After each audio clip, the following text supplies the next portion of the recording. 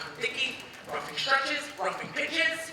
Got the inside corner, sheer one. Atta baby, no hitter up there. One out. A man on second, ball on the seventh. 2 balls, 1 strike. Roughing checks the runner on second, gets the sign from Dicky, roughing stretches, roughing pitches. Low and outside, ball 3. Come on, Red, make him a hitter. No batter up there, in there all the time, Red. Hey, please, my head is splitting. I told that boy 109 times. Eugene, stop banging the wall. Hey, Memoirs for the World Series. 1 out. A man on second, ball on the seventh. 3 balls, 1 strike. Roughing stretches, roughing pitches. Oh no! High and outside. JoJo Moore walks first and second, and Mella lopes up to the plate. Can't you do that someplace else? Break his arm, that's where he'll do it. I'm not going to tell you again, Eugene. Do you hear me? It's not fair, Ma. Mella is up. It's a crucial moment in World Series history. Your Aunt Blanche has a splitting headache. I don't want him to stop playing, it's just to bang it. He always does it when I'm studying. I have a big test in history tomorrow. One more pitch, Ma. I think I can get him to pop up. I have my stuff today. Oh, your father will give you plenty of stuff when he gets home, you hear? All right, all right. I want you inside now. Put out the water glasses. Well, I can do that. Why? Is his arm broken? And no back talk, you hear? Attention, ladies and gentlemen. Today's game will be delayed because my Aunt Blanche's headache. Blanche, that's enough silly for today. That's all I need is for you to go blind. I just have this one edge to finish. Lori, dear, help me and Kate with the dishes. 2 more pages, all right, Mom? I have to finish the Macedonian Wars. Always studying that one. She's going to have some head on her shoulders. Eugene! I'm coming. Wash your hands. They're clean. I'm wearing a glove. I hate my name. Eugene Morse Jerome. It's the second worst name ever given to a male child. The first worst is Haskell Fleischman. How am I ever going to play for the Yankees with a name like Eugene Morse Jerome? You have to be a Joe, or Tony, or Frankie. Only I was born Italian. All the best Yankees are Italian. My mother makes spaghetti with ketchup. What chance do I have? Almost through, Mom. Don't get up too quickly. You have better color today, sweetheart. Did you get a little sun this morning? I walked down to the beach. Very slowly, I hope. Yes, Mom. That's good. She gets all this special treatment because the doctors say she has kind of a flood in her heart. I got hit with a baseball right in the back of the skull. I talked to him everything for a week, and I still had to carry a block of ice home every afternoon. Girls are treated like queens. Maybe that's why I should have been born an Italian girl. Eugene! What? How many times have I told you about leaving the things laying around the house? 109? What? You said to me yesterday, I told you 109 times I believe your things around the house. Don't be fresh too, Mother G. Was I fresh? I swear to God, that's what you said to me yesterday. One day, I'm going to put this all in a book or a play. I'm going to become a writer like Ring Line or somebody. That's if things don't work out first with the Yankees, or the Cubs, or the Red Sox, or maybe possibly the Tigers. If I get down to St. Louis Browns, then I'll definitely be a writer. Mom, can I have a glass of lemonade? It'll spoil your dinner. A small glass, it couldn't hurt her. All right, in a minute, Angel. I'll get it, I'm in the kitchen anyway. Can you believe that? She better have a bad heart, or I'm going to kill her one day. Listen, I hope you don't repeat this to anybody. What I'm telling you are my secret memoirs. It's called The Unbelievable, Fantastic, and Completely Private Thoughts of I, Eugene Morse Jerome, in this, the 15th year of his life in the year 1937. Community of Brighton Beach, Borough, Brooklyn, Kings County, City of New York, Empire State of the American nation. A roller skate on my kitchen floor. Do you want me dead? Is that what you want me? I didn't leave it there. No, who then? Laurie, Aunt Blanche, have you ever seen them on skates? Take this upstairs. Come here! My soul, I have a concussion. What would you tell your father if he came home and I was laying dead on the kitchen floor? I'd say don't go in the kitchen, Pa. Get upstairs and don't you come down. this all down, in case I grow up all twisted and warped, the world will know why. He's a boy. He's young. You should be glad he's healthy and active. Before the doctors knew what Laurie had, she was the same way. Never. Girls are different. When you and I were girls, we kept the house spotless. It was Ben and Ezra that drove Mama crazy. Just like her. Have to have things clean. Just like our mama. When they packed up and left the house in Russia, she cleaned the place from top to bottom. She said, no matter what the Cossacks did to us, when they broke into her house, they would have respect for the Jews. Who are the Cossacks? Same filthy bunches live across the street. Across the street. You mean Murphys? All of them. The Murphys are Russian? The mother is nice. She's been very sweet to me. Her windows are so dirty. I thought she had black curtains hanging inside. I was in their house. It's very neat. Nobody could be as clean as you. Oh, what business did you have in their house? She invited me for tea. To meet that drunken son of hers. No, just the two of us. I live here 7 years. She never invited me for tea. Because she knows your situation. I know that kind. Remember what Mama used to tell us. Stay on your own side of the street. That's what they have gutters for. That's what they have got us for. If my mother knew I was writing all this down, she would stuff me like one of her chickens. I better explain what she meant by Aunt Blanche's situation. You see, her husband, Uncle Dave, died 6 years ago from this thing. They never say it out loud. They always used to whisper it. It was cancer. I think they're afraid if they say it out loud that God would say, I heard that! You said the dread disease! Just for that, I smite your town with it! There are some things grown-ups just won't discuss. For example, my grandfather died from diphtheria. Anyway, after Uncle Dave died, he left Aunt Blanche with no money, not even insurance, and she couldn't support herself because she has asthma. So my big-hearted mother insisted we take her and her kids to live with us. They broke up our room into 2 smaller rooms, and me and my brother Stan live on this side, and Lori and her sister Nora live on the other side. My father thought it was supposed to be temporary, but it's been 3.5 years, and I think because my Aunt Blanche's situation, my father's starting to develop high blood pressure. Have some more lemonade, Laurie. Thank you, Yankee. Drink it slowly. I am. That's enough sewing already since 7 o'clock this morning. I was just stopping. You're gonna sew your fingers off. It's getting dark anyway. I think I need new glasses. Our teacher says you should change them every 2 years. Would it kill you to put a light on? I don't need to run up the electric bill. I owe you and Jack enough as it is. So I ask you for anything. Do you see anybody around here starving?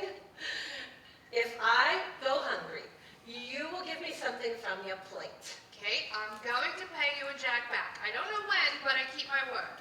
From your lips to the Irish sweepstakes. I'll go in, taste the soup, see if it needs salt. Should I put out the water glasses, or is Eugene gonna do it? Eugene, I'm not telling you again! Just do the napkins, dear. Because of her condition, I have to do twice as much work around here. Boy, if I could just make the Yankees. I'd be in St. Petersburg this winter. Her sister Nora isn't too bad. She's 16. I don't mind her much. At least she's not too bad to look at. To be absolutely honest, this is the year I started noticing girls that weren't too bad to look at. Nora started developing 8 months ago. I have the exact date written in my diary. Mom! Lori! Aunt Kate! I've got incredible news, everybody! Hi, Nora. Oh, Eugene, my sweet, adorable, handsome cousin. Wait till I tell you what's happened to me. I'm fainting. I'm absolutely fainting. I felt her chest. When she grabbed me, I felt my first chest. I can't believe this whole day. What happened? Where's Mom? Aunt Kate, I've got to tell everybody. Hurry up, everybody inside for the big news. Oh, what's all the excitement? You're all red in the face. Here, sit down, Mom, because I don't want you fainting on the floor. Sit down, William. Mom, sit down. No, you two, Aunt Kate, take a seat. Gina. Okay, is everybody ready? Just say it already. The suspense is killing me. Don't say things like that, Laurie. Can I hear what the girl has to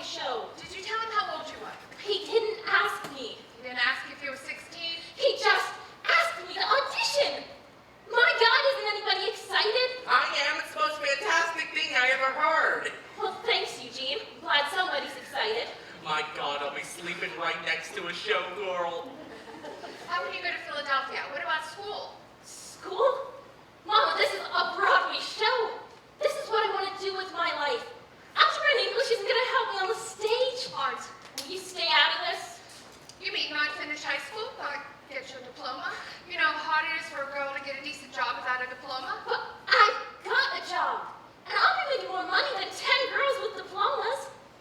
If you, God forbid, broke your leg, or got heavy, how long do you think they'll keep you? Dancing is just for a few years. A diploma is forever. I know, I never got one. I know how hard it is for a girl to get a good job. Aunt Kate knows. Tell her, Kate. It's very hard. Well, then why did you send me to dancing school? Why do I sit on subway 2 hours a day after school, 4 days a week, with money you make going half blind over a broken sewing machine? Why, Mama? Because it's my pleasure. Because I know how you love it. And because you asked me. Well, then I'm asking you something else. I could be making almost $60 a week. In a few years, when I get out of high school, I couldn't make that much with a college diploma. I can't think right now. It's almost dinner time. Uncle Jack will be home soon. We can discuss it later. But I have to know now, Mama. I have to call Mr. Beckman and let him know if I can go on Monday. At least let me audition first. Let me find out first if they think I'm good enough. Please don't say no until Monday. It was a tense moment for everyone. I love tense moments, especially when I'm not the one they're all tense about. God knows we could use the money. We all owe Aunt Kate and Uncle Jack enough as it is. I think they should have as much say in this as I do. How do you feel about it, Kate? Me?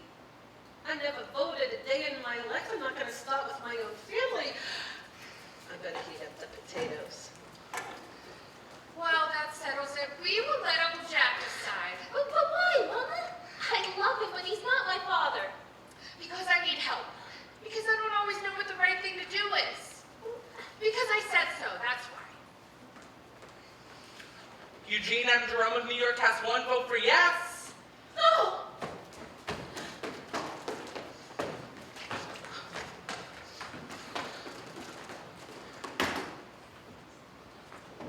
What I'm about to tell you next is so secret and private, I've left instructions in my memoirs not to be opened until 30 years after my death. I, Eugene M. Jerome, have committed a mortal sin by lusting after my cousin Nora. I can tell you this now because I'll be dead when you're reading this. If I had my choice between a trial with the Yankees and actually seeing a bare breast for 2.5 seconds, I would have some serious thinking to do. Eugene, I need some bread. What?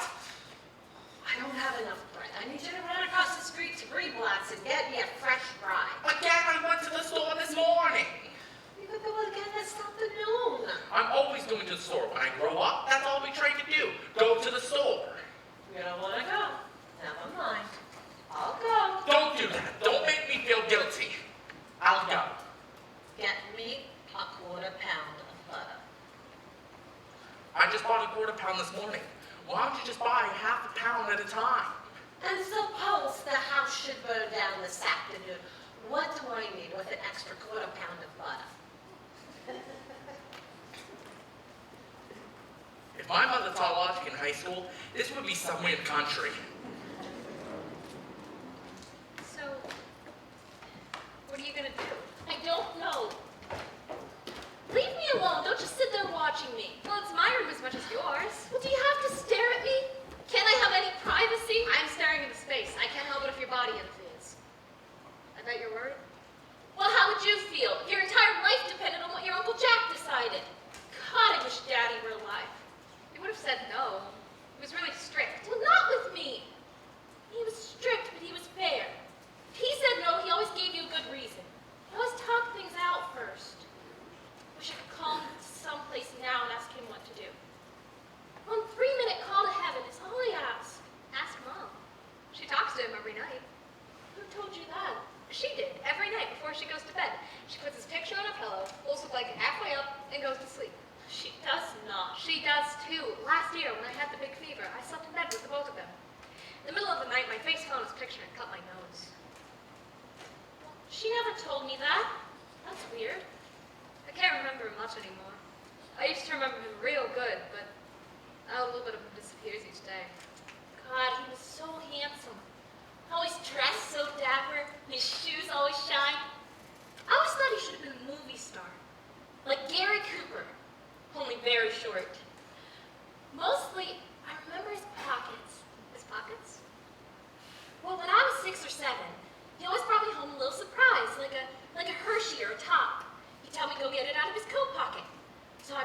closet, and I put my hands in, and it felt big as a tent. I wanted to crawl in there and go to sleep. And there were all these terrific things in there, like juicy fruit gum and spearmint lifesavers, had crumpled pieces of cellophane and tobacco and movie stops, and nickels and pennies and rubber bands, paper clips, and his gray suede gloves he wore in the wintertime with the stitched lines on the fingers. I remember.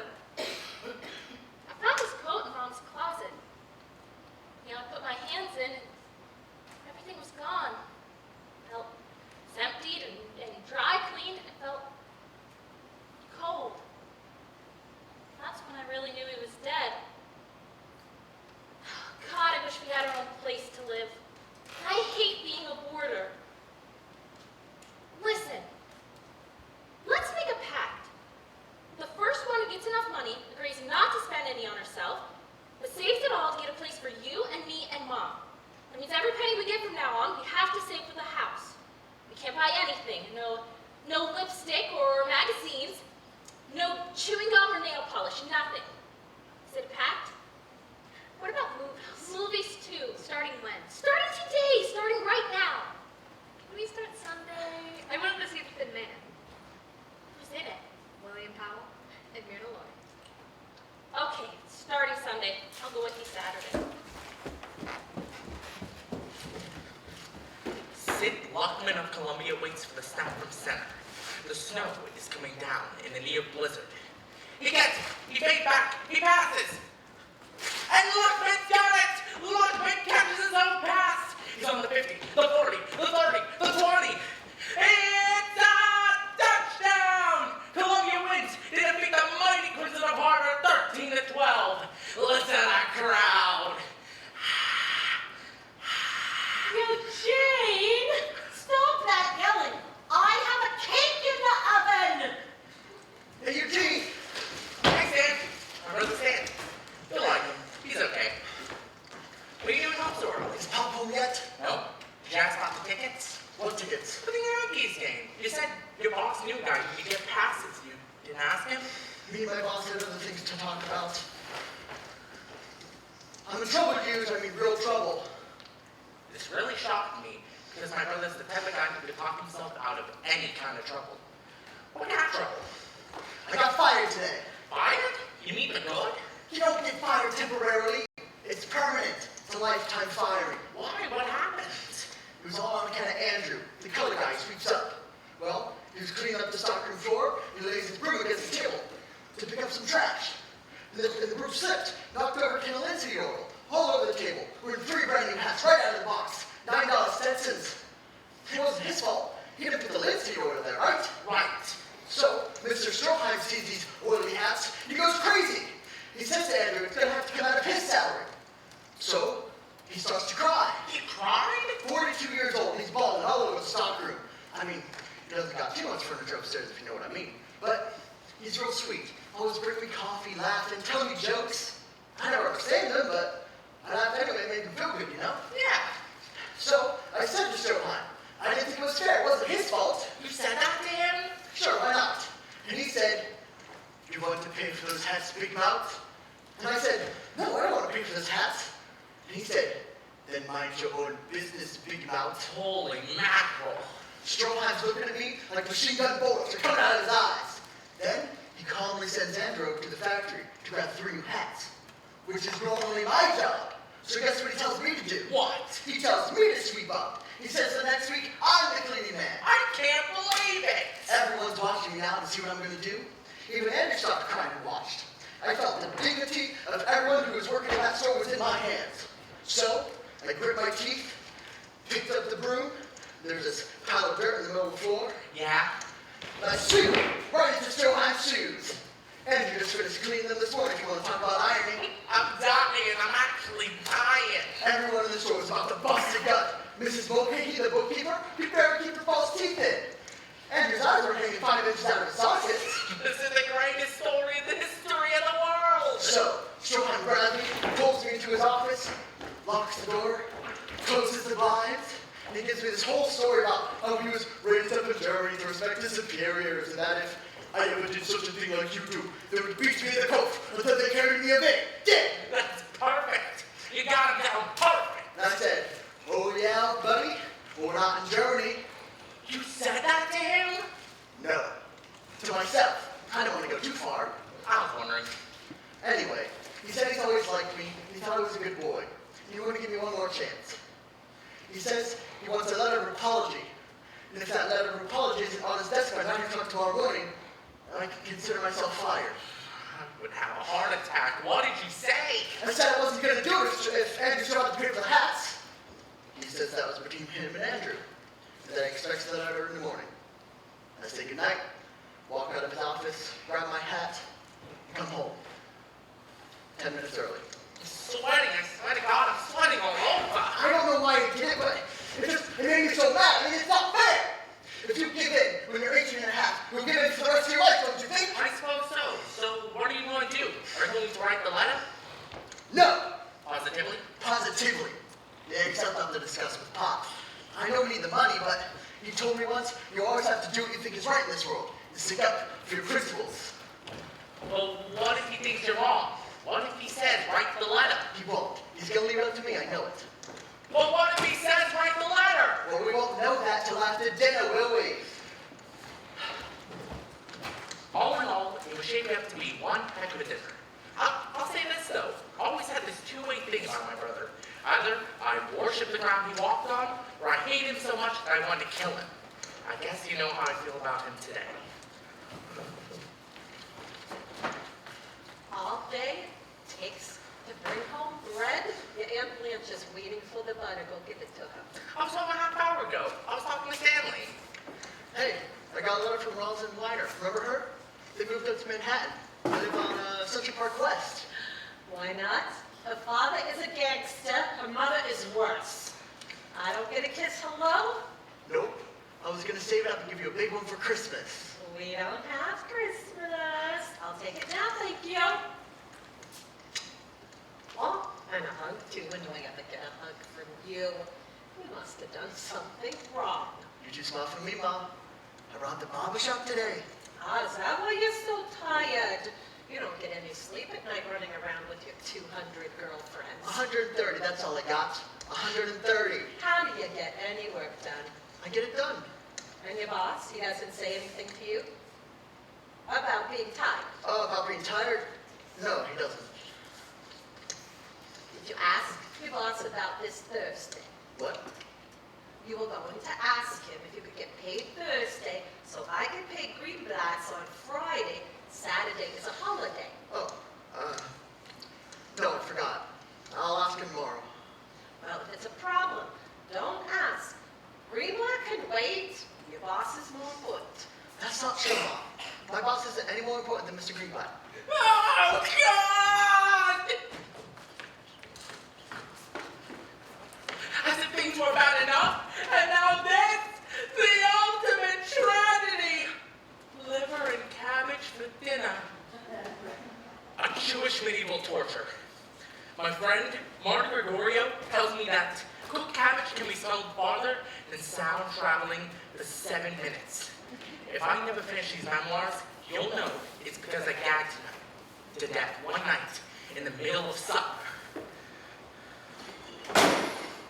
I was sitting here, right? You're all witnesses.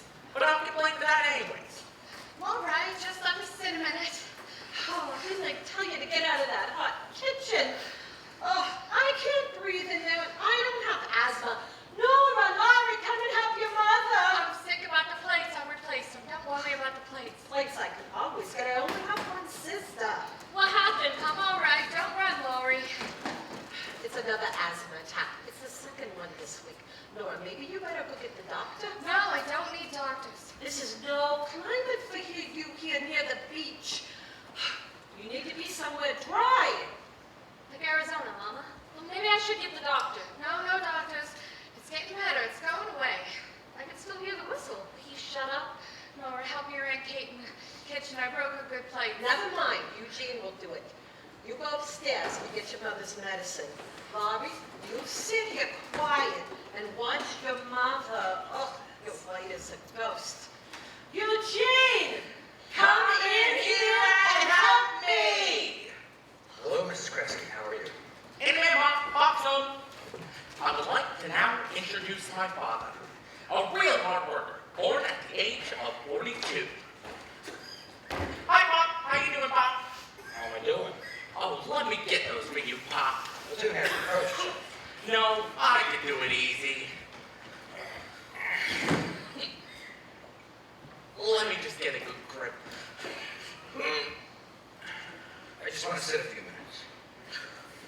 you doing okay, Pop? I'm resting, that's all. But get me a glass of cold water. I'll be out for the other one in a minute, Pop. I don't know how he does it. King Kong couldn't carry these. You know what's in here, right? Noisemakers and party papers. Pop sells them to nightclubs and hotels after he's through with his regular work, which is selling and cutting women's raincoats. Did you do your homework today? Not all of it. Mom sent me to the store 15 times today. Amos and Andy's on tonight. Finish your homework, then we'll discuss Amos and Andy. Here's your medicine, Mom.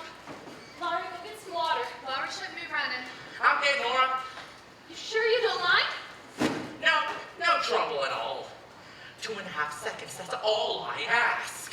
When are you going to talk to Uncle Jack, Mom? When I talk to him, that's when I'll talk to him. Tonight? I have to know tonight. I'll see. If he's not too tired, I'll talk to him tonight. Jack's home. We'll eat in 10 minutes. Nora, darling, go up and get Stanley. How's your mother, Laurie? Much better. The whistling stopped.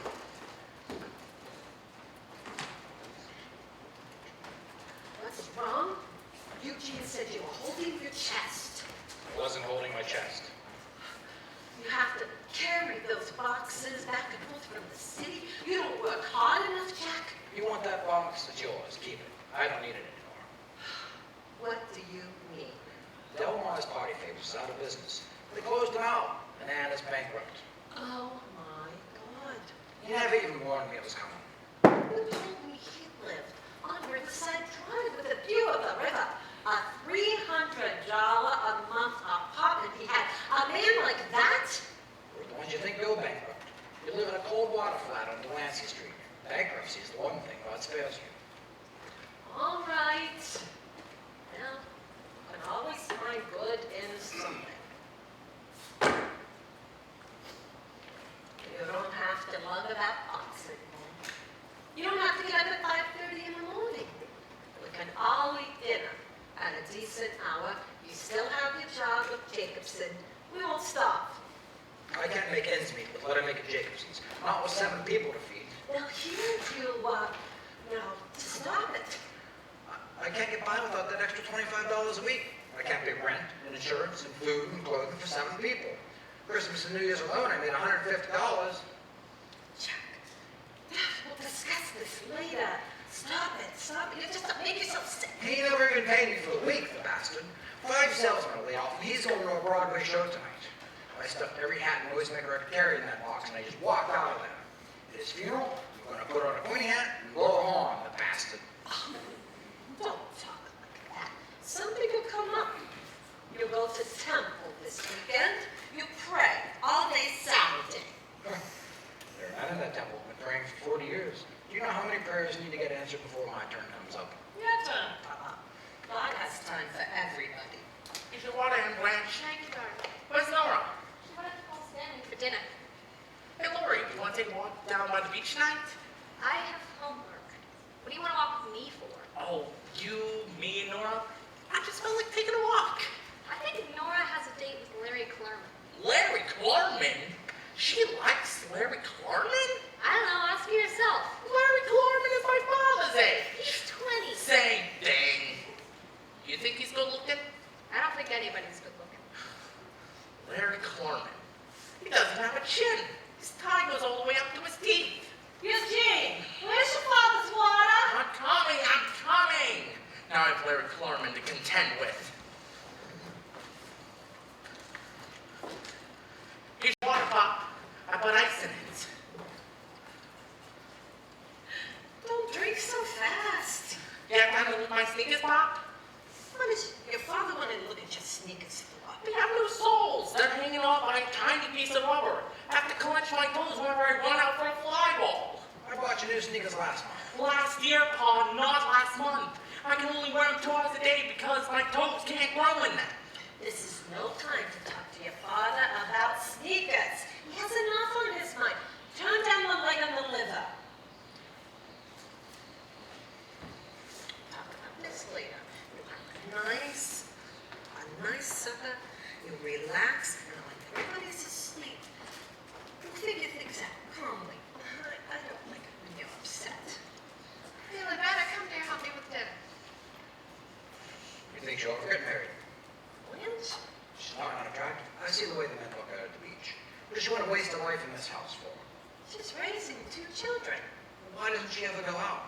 She wants to meet people. I know plenty of single men. She's not the type to get married. She was married once. Those are the types that get married. Dave was different. She's not interested in other men.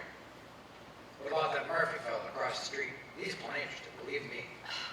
That drunk? He can't even find his way into the house at night. He slept in the doorway once, in the rain. He was there when he went out for the milk. He's got a good paying job. Lives alone with his mother. So he takes a drink on a Saturday night. Maybe what he needs is a good woman. Not my sister. Let him meet someone laying in the next doorway. I don't want to discuss this any more. Come in? Are you busy? I wanted to talk to you. Oh, that's funny, because I wanted to talk to you too. About what? I need a favor real bad. You're the only one who can help me. What is it? You see, when Pop gets home tired, he usually doesn't pay too much attention to me and Eugene. But he's different with you. He's always interested in what you have to say. Really? I hope so. Oh, sure. You never noticed that? Not really. What's the favor? This may sound dumb, but at dinner tonight, could you steer the conversation in a certain direction? What direction? Something about how much you admire people who stand up for their principles. What people? Any people. Principles is the important word. If you could work it in 3 or 4 times, I'd be really grateful. 3 or 4 times? It'll be easy. I'll mention someone like Abraham Lincoln. And you go, now that's a man who really stood up for his principles. I have my own things to bring up at dinner. I don't want to get into a discussion about Abraham Lincoln. Not his whole life story, just his principles. Why would I do such a stupid thing? Because as of tomorrow, I'm unemployed. Unless someone other than me mentions sticking up for their principles. What happened? Did you get fired? I will be if I don't write Kaiser Wilhelm a letter of apology. It's up to my pop. I decided I'll do whatever he says. Well, when are you going to ask him? Tonight, right after dinner. Tonight? Does it have to be tonight? That's the deadline. I have to get Stroheim to answer it by the morning. Well, can't you ask your father in the morning? He wakes up at 5:30 in the morning. Mother has to set his shoes at night because he can't make decisions at 5:30. What's wrong, Nora? You know, I don't know what you have to complain about. At least your father's alive and around the house to make decisions. You don't know when you're well off, Stanley. You know, sometimes you make me sick.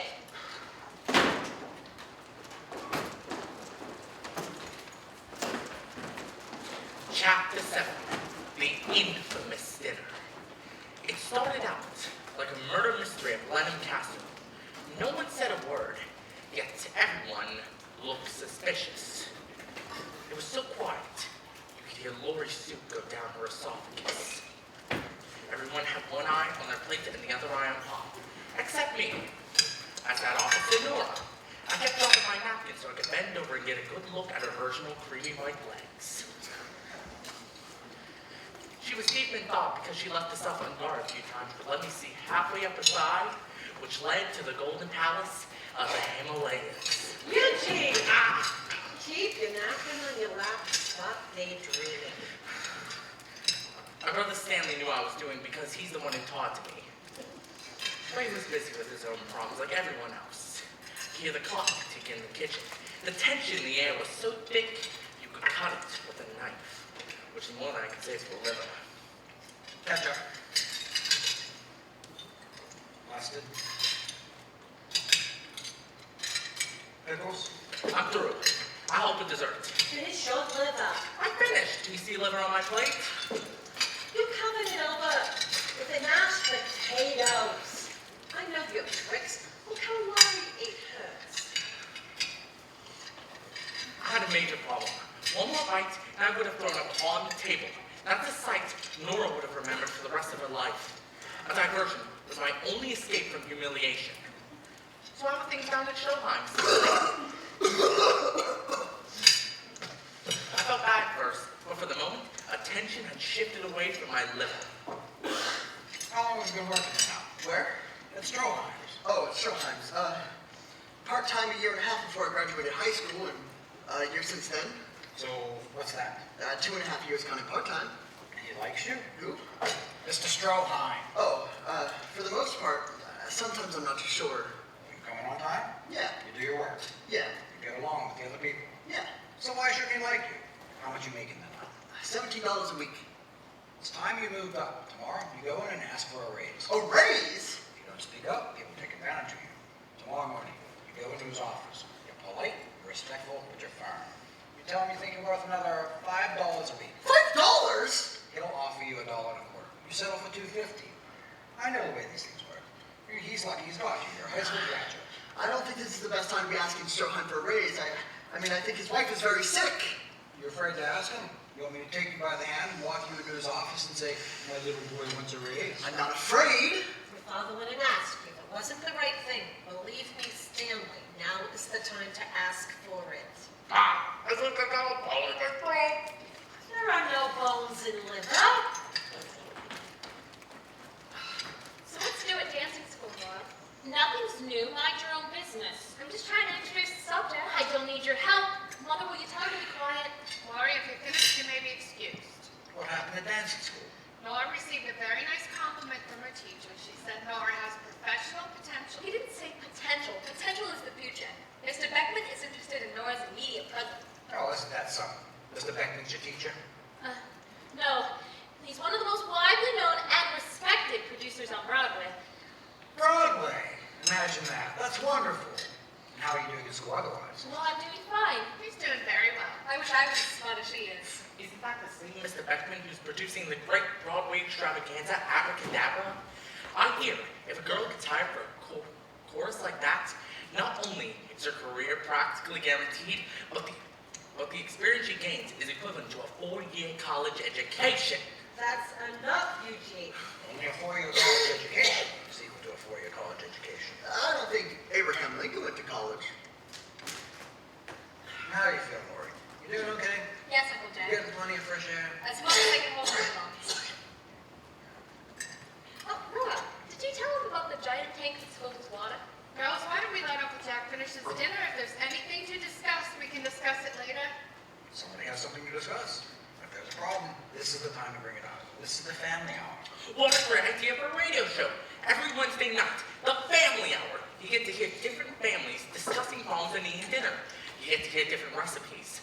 WEAF presents Dinner at Brighton Beach, starring the Jacob Jerome family, featuring tonight's specialty, liver and cabbage, brought to you by X-Lax, the mild laxative. The whole country is going to hear about a 15-year-old boy who gags on his liver. Nothing to discuss. Nobody has any problem. Otherwise, I'm going to turn on the news. Well, as a matter of fact, What? nothing. I'll put the dishes. Sit down and finish your liver. I can't swallow it. It won't go down. Remember the line with me catastrophe from last month? Does anybody want a repeat of that disgusting episode? Why does he always talk like it's a Sherlock Holmes story? He wants to be a writer. And what do you think you are? You have it. Which have to go terrible. A quarter, 2 bites. 1 bite. 2 bites. I know you'll make me 1 bite, and then another bite. I'll take it to my room. I'll eat tonight. I need time to chew it. These are not times to be wasting food, Eugene. If you didn't want it, you shouldn't have taken it. I didn't take it, they gave it to me. It comes attached to the plate. If everybody's so concerned, I'll eat your liver, Eugene. You will? Seems to be the only thing this family cares about. Give me a liver so I can get on with more important things in my lives. Oh, that's right. Take the liver away. If nobody likes it, why do you make it? Because we can't afford a roast beef for 7 people. Suddenly I felt vulgar and cheap. Stanley, turn on the news. Laurie, stay off your feet. You look tired to me.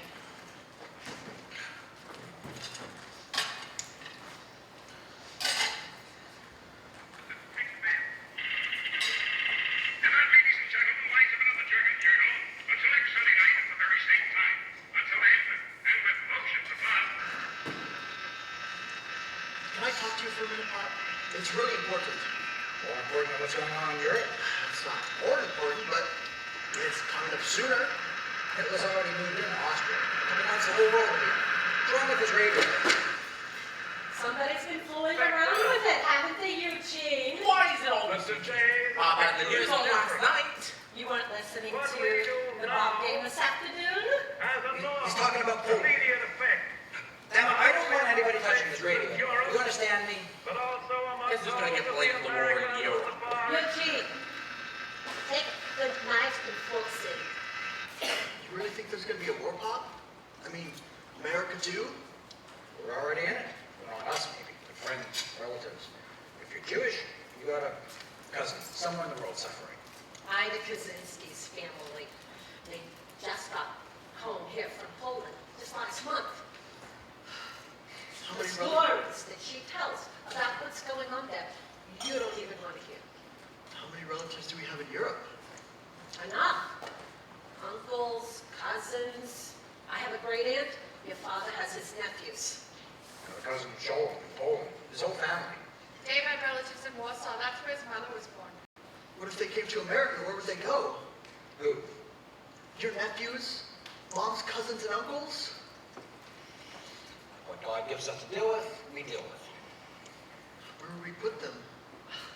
That's enough talking. What do you want to talk about that for anyway? Go upstairs. Work on your speech. What speech? The one where you're going to ask Mr. Strohan for a raise tomorrow? Oh, yeah. Can I talk to you later, Pop? After you've rested and read your paper? Luke Garrett got 2 hits today, while Reuben Luke is at 302. Is that your paper? How many times have I told you? You don't read it until your father finishes.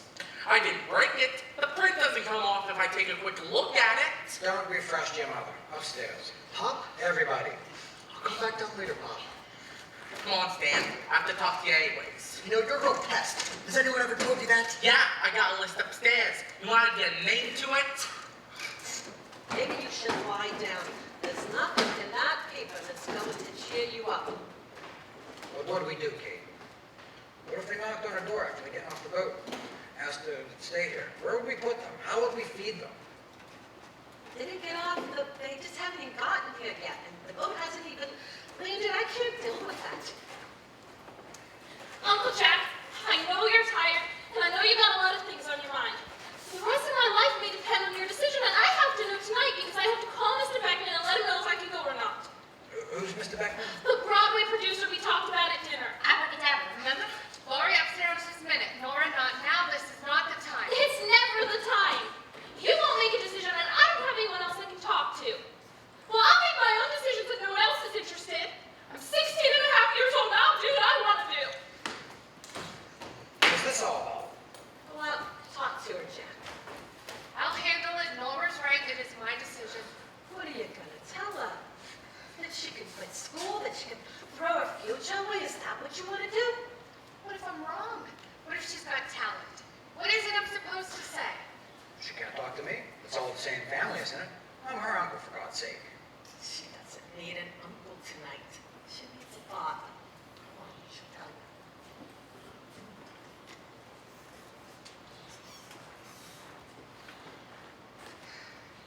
No, I never learned.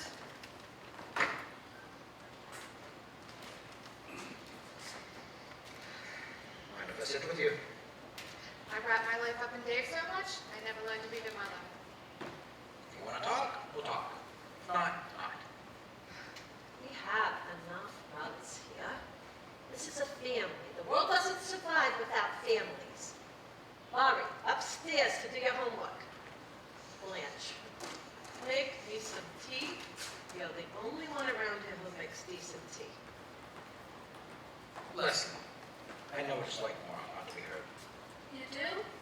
I grew up in a family of 4 children. My father, before he died, never could remember our names. My oldest brother was the big one.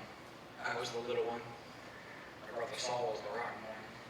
And Eddie was the skinny one. Who am I? The pretty one. Well, what's the problem? I don't know.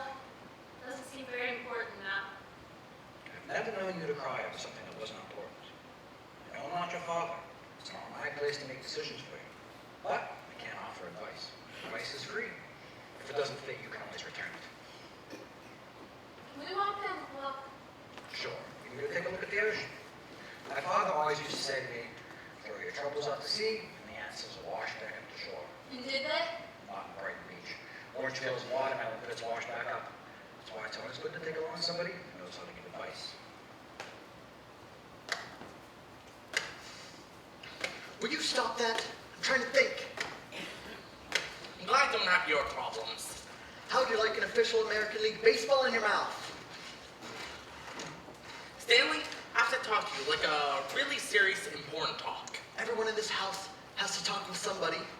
Take a number off the wall and wait your turn. I had this dream last night.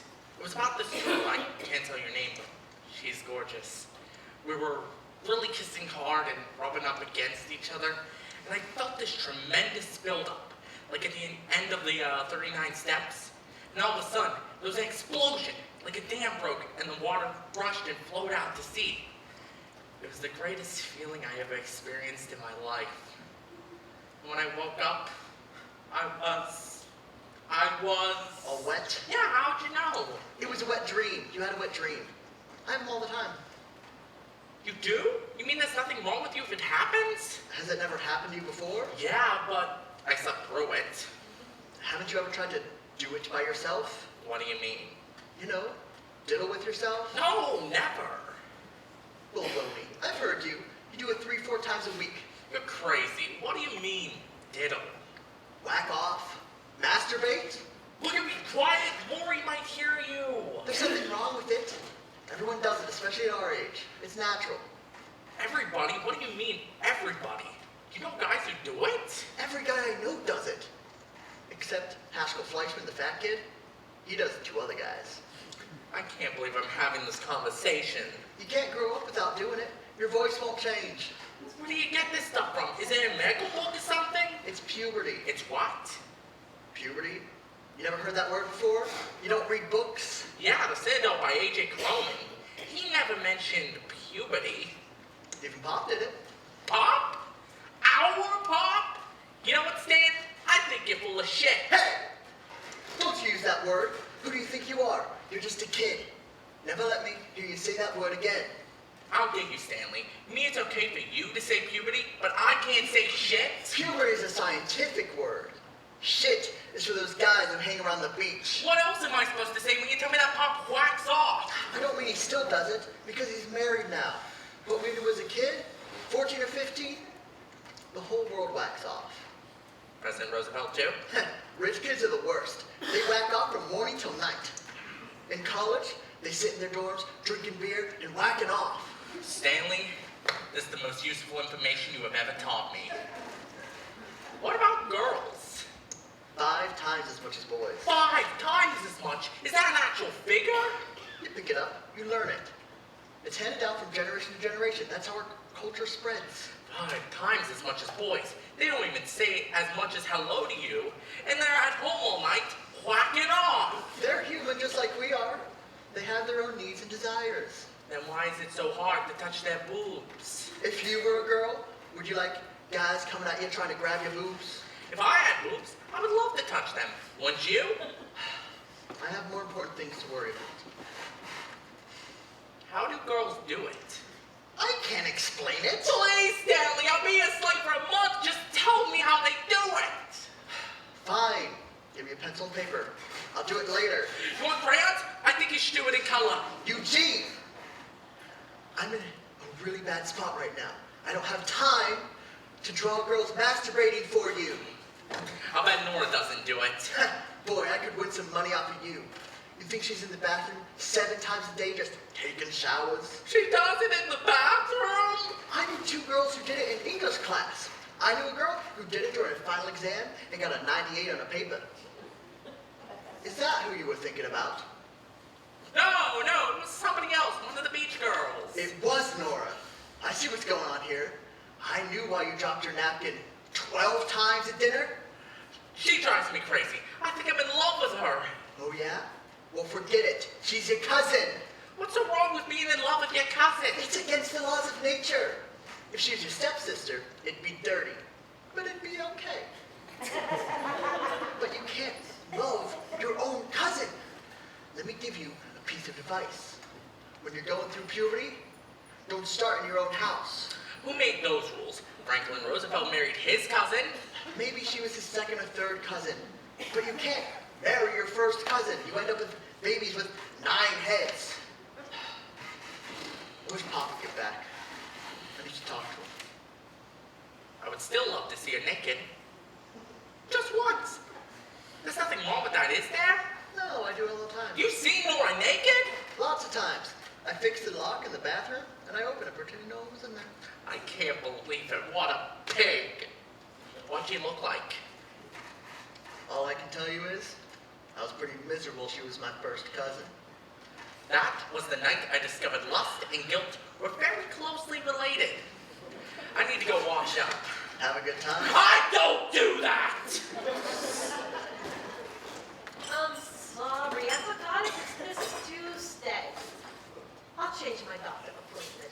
You don't have to change anything. The girls will be with me. Have I ever missed a year at the grave? Dave was my favorite in the whole family, you know that. You realize it'll be 6 years?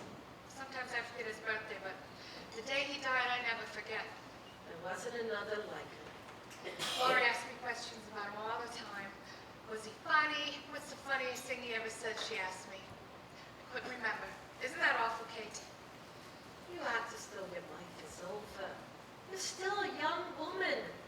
You're still beautiful. If you'd ever stop squinting so much. I went with him for 2 years before we were married. What was I waiting for? That's 2 married years I didn't have with him. Listen. Dave's company is having their annual fair next Wednesday in New York at the Commodore Hotel. Oh, you should see how some of those women dress up. He wants me to see if you'll go. He told me to ask you. Me? Who do I know in Jack's company? You'll be with us. You'll meet people. Max Green will be sitting at our table. He's the one whose wife died from tuberculosis. He's the #1 salesman. He lives in a hotel at the Grand Concourse. He's a riot. You'll like him. Maybe you'll dance with him. What else are you going to do here every night? I don't have a dress for a thing like that.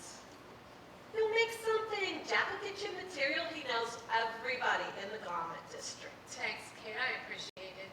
I can't go. Maybe next year. Next year you won't have any eyes altogether. What are you afraid of, Blanche? Dave is dead. You're not. If God wanted the both of you, you'd be laying in the cemetery next to him.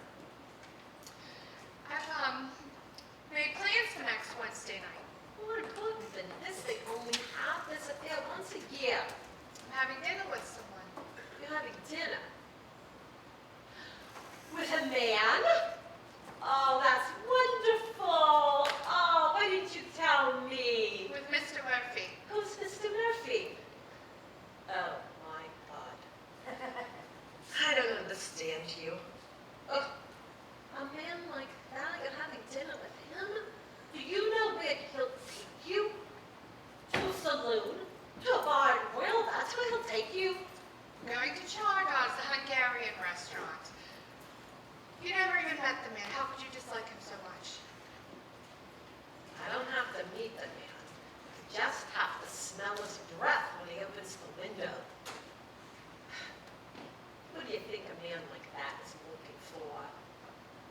I grew up with that kind on Avenue A.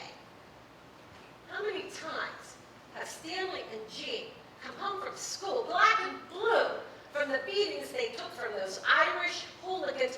What do you even have to talk about with a man like that? Is that why you don't like him? Because he's Irish? One of the Irish and Jews ever fought a war. You know who George Bernard Shaw is? I don't care who he is. One of the greatest Irish writers in the world? What would you say if he took me to Chardos next Wednesday? Is Mr. Murphy a writer? Tell him to bring me some of his books. I'll be glad to read them. Kate, when are you going to give up being an older sister? I heard stories about him with women. I like the women, you know.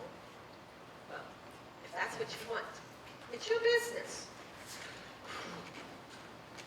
I decided to go downstairs and quiet my passion with oatmeal cookies. We went for a walk on the beach last Thursday. He hardly said a word. He's very quiet, very shy. He told me where his parents come from in Ireland. Their lives weren't any easier than Mama and Papa's in Russia. Nobody had it like they did in Russia. He holds down a decent job in a printer's office, and he didn't smell of liquor, and he behaved like a perfect gentleman.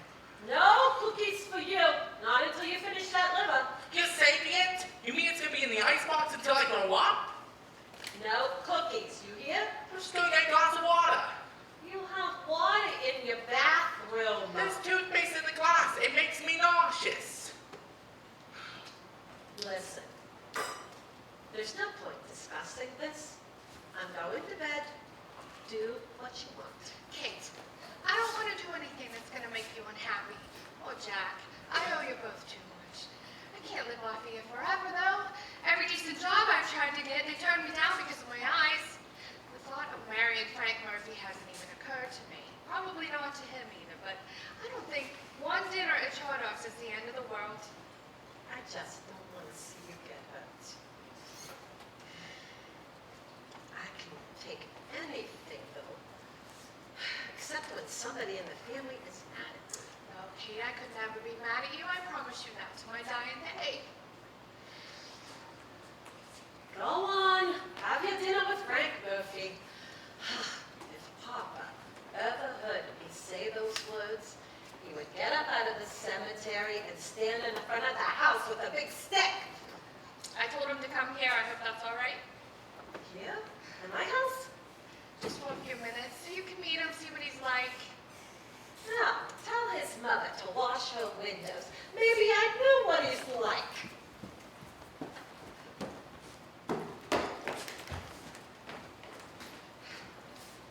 Can I see Mr. Beckman on Monday, yes or no?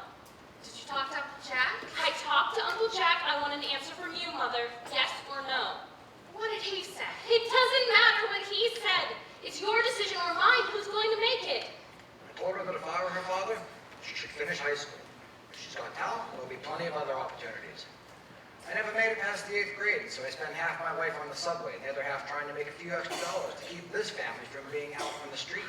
Well, I don't just want this for me, Mother, but for you and for Laurie. In a few years, we could have a house of our own, instead of all being cooped up here like animals.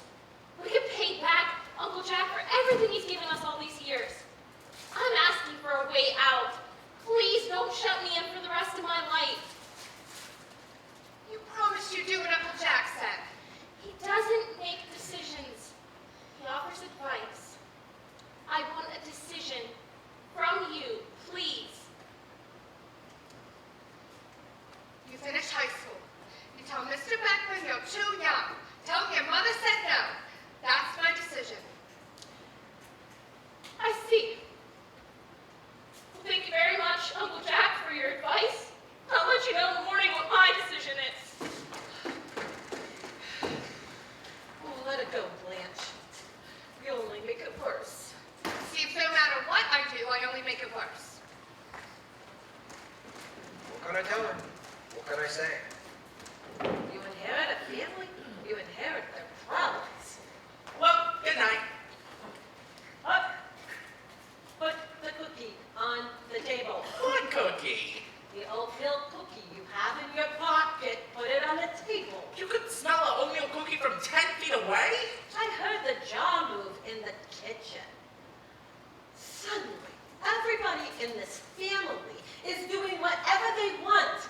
Your father's upset, Aunt Blanche is upset. Put the cookie on that table.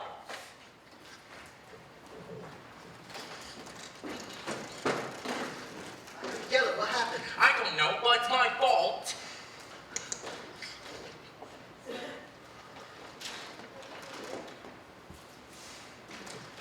Do you want me to speak to Mom? I could tell her I was getting flutters in my heart again. Don't you ever say that. Don't you ever pretend to be sick to get favors from anyone. I'm not pretending, they're just not big flutters. Stop puffing up the pillows. The house can be burned down and you rush back in to puff up the pillows.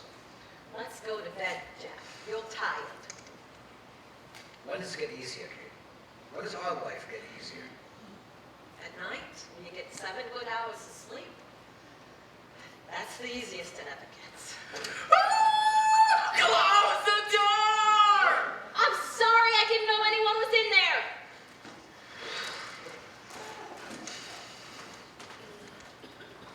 Hey, Pop, can I talk to you now? It'll only take 5 minutes. He's tired, Stanley. He's practically asleep. 2 minutes. I'll tell it as fast as I can. Go on, Kate. Go to bed. The boy wants to tell me something. Turn out the light when you thrill. Don't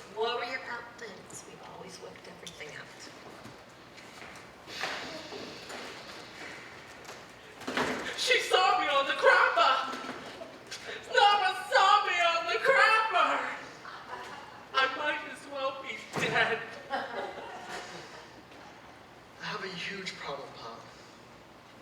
You did. You wouldn't live in this house. It must be hard being a father.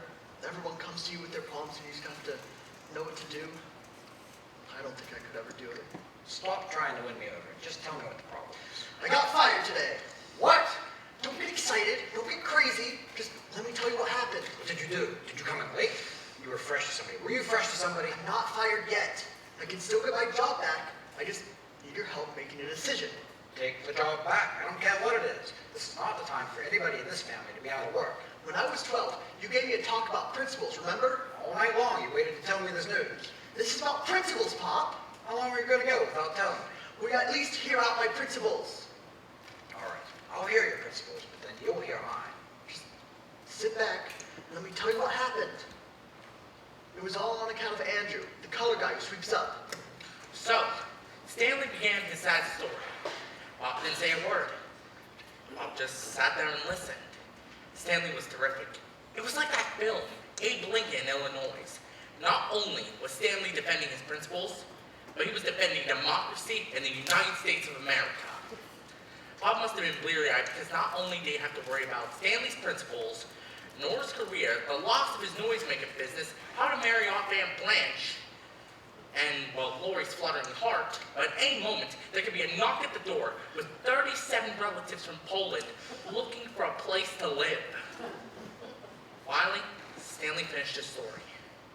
So, either I go in tomorrow with a letter of apology, or I don't bother showing up at all.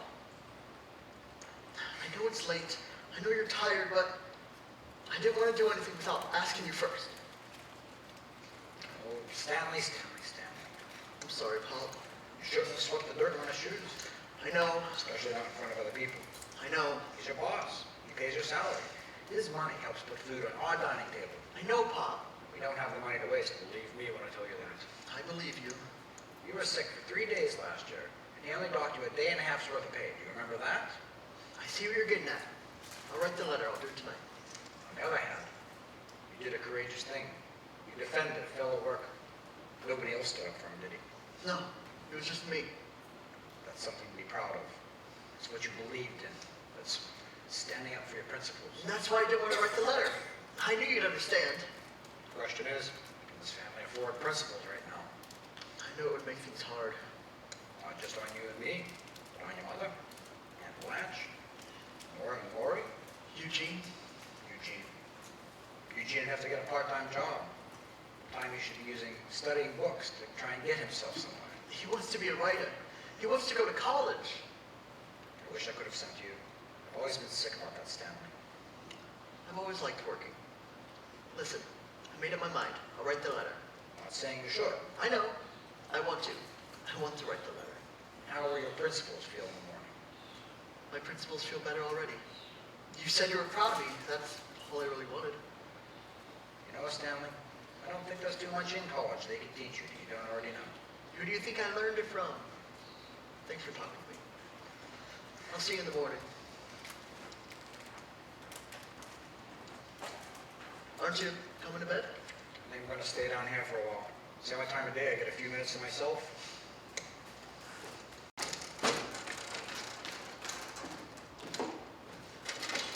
Oh, what happened? You have to write the letter? Yeah.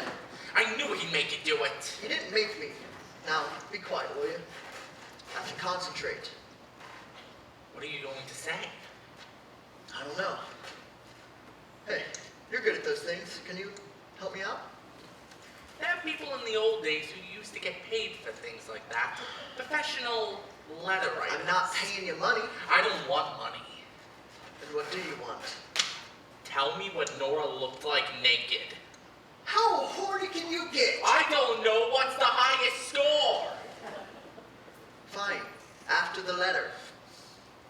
I don't trust you. I want paid first. You know what? You're a little shit. Don't say that in front of me. I'm just a kid. Fine. What do you want to know? Everything from the moment you opened the door. It all happened so fast. That's okay. Tell it slow. Jesus. Okay, well, I heard the shower running, so we waited for it to stop.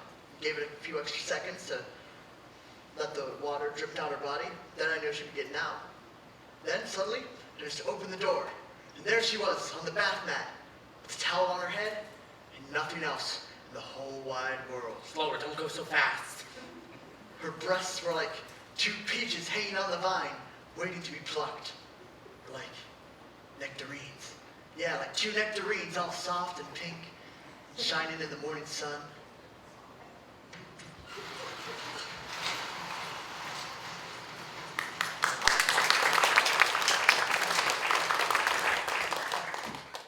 My neck is killing me.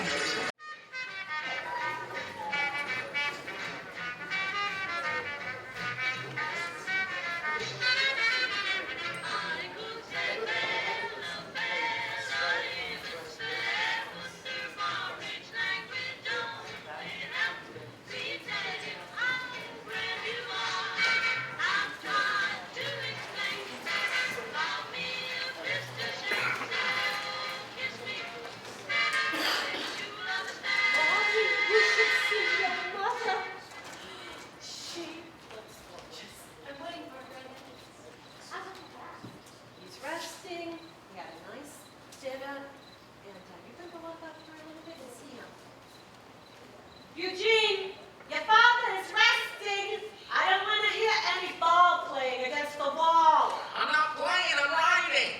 Well, do it quietly. She wants me to write quietly. If that was the only sense I published in my memoirs, it would be a bestseller.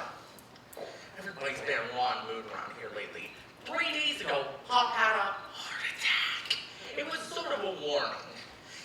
He was trying to make extra money by driving a cab at nights. He just plain wore out. He passed out on the subway and a policeman had to bring him home. The doctor said he has to stay home for 2 or 3 weeks, but Pop won't listen to him. Mr. Jacobson has a brother-in-law who needs a job. He's filling in for Pop temporarily, but Pop's afraid that 3 weeks in bed could turn into permanently. I need to talk to you. What's up? Not here, in our room. Don't tell anyone. What's the big secret? Will you shut up? Wait till I get upstairs, then follow me. If it's about Nora, I'm not interested. I forgot to tell you, I hate my cousin Nora. She's been real snide to everybody around here lately. She doesn't say hello in the morning, she eats her dinner upstairs in her room, and she's been seeing this guy, Larry No Chin Clurman, every night. And she's not as pretty as I thought she was. Eugene, did you bring your father up this paper? I'm coming, my knee hurts. I fell down the stairs at school. Well, bring it up. He's waiting on it. If I just told her I lost both my hands in an accident, she would say, go upstairs, wash your face with your feet. I guess she's sore because she and Pop can't go to the affair at the Commodore Hotel. They had Glenn Gray and his orchestra. And I think she's also worried about Frank Murphy coming over to pick up Aunt Blanche. She's mad at the whole world. That's why she's making lava beans for dinner. Marie, would you like a cashew? Thanks. And a Brazil nut too? And one almond? You must be starved. We're having dinner late tonight. We're going to wait till your mother goes out. You have some nuts, Mom? Just one. They're for company.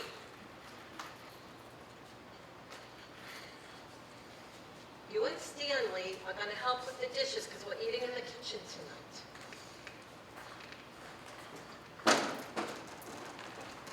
Flushed. You're not running a fever, are you? Stick out your tongue. It's all spotted. That's the cashew nut. Don't you get sick on me, too? If you feel tired, you go to bed. No, I have a little stomach cramp. Maybe I'm getting my ladies. You're what? My ladies, the thing that Nora gets when she can't go in the water. I don't think so. Not at your age. But if your stomach is hurting you real bad, you come and tell me. I made a nice tuna fish salad for supper. Come get me whenever your mother comes down. Aunt Kate, does Mama like Mr. Murphy? I don't know, darling. I don't think she knows him well enough yet. Do you like him? I never spoke to the man. You Father McCossick, are those the kind who don't like Jewish people? I'm sure that Mr. Murphy likes your mother. Otherwise, he wouldn't be taking her out to dinner. So if Mama married Mr. Murphy, would we have to live in that creepy house across the street? We are not there yet. Let's just get through Charles restaurant first. Bob's feeling better. He threw the newspaper at me because I didn't bring him the evening edition. Lock the door. You look terrible. Your eyes all red. You were crying. I'm in trouble, Huge. I'm in real, real trouble. Why don't you take up smoking? I do it all the time. It's not me. Don't let me see you do it. It's a bad habit. Then why do you do it? I like it. What brand do you smoke? Lucky Strikes. That's the best brand. I knew you would. What I tell you, you'll never tell a living soul. I take an oath on the entire life of the New York Yankees. What happened? I lost my salary. What? The whole $17 it's got, I lost it. What happened to Subway? No. Gambling. I lost it playing poker. In a poker game? Shut up! Will you? You don't want to kill Pop right in his bedroom. You never told me you gambled. I'm just doing a break. For pennies. I'd always win. A nickel, a quarter. It wasn't just luck, I was good. $17! When Pop got sick, I thought I could make a few extra bucks. So I went and played at this game over floor-size shoes. Boy, did I learn about poker. What are you going to tell them? I don't know. If Pop wasn't sick, I would tell him. Last week he told me how proud he is of me. He's driving a cab at night. And I played poker at floor-side. Yeah, but suppose you won $50. You just had bad luck, I that's had all. no chance against those guys. They were gamblers. They wore pointy black shoes with clocks in their socks. If Pop dies, I swear I'll hang myself. Don't talk like that. Pop isn't going to die. He ate 3 lamb chops tonight. You could just say you lost the money. You had a hole in your pocket. You would tear a hole in your pocket. I already used that one. When? Back in November, when I lost $5. He told me always check your pockets in the morning. What happened to the $5? Did you gamble that too? No, I gave it to a girl. You know, a pro. Pro what? A prostitute? You went to one of those places? Holy shit! Pet! Don't let me remind you. Don't say that word. Is that how much it cost? $5? $2.50. I went with a friend. He still owes me. And you never told me. What was she like? Was she pretty? How old was Don't she? start with me, Eugene. Did she get completely naked or what? Every time I'm in trouble, I have to tell you what a naked girl looks like? Do me a favor. Go into the bathroom, whack off, and go up by yourself. Don't get sore. If you and me, you ask the same questions. Well, I didn't have an older brother growing up. I had to do it all on my own. You don't know how lucky you are. You don't have the same responsibilities I do. You're still looking up girls' skirts in the staircase. I worked plenty hard at school. Oh, yeah? Well, let me see your report card. It's the first of the month. I know you got it. I want to see your report card. I don't have to show you my report card. You're not my father. Yes, I am. As long as Pop is sick, I am. I'm the only one who's working, ain't I? Really? Well, then where's your salary for this week then? You know I hate you sometimes. You're nothing but a lousy shit. I help you all the time. You never help me without wanting something for it. I hate your disgusting guts. Not as much as I hate yours.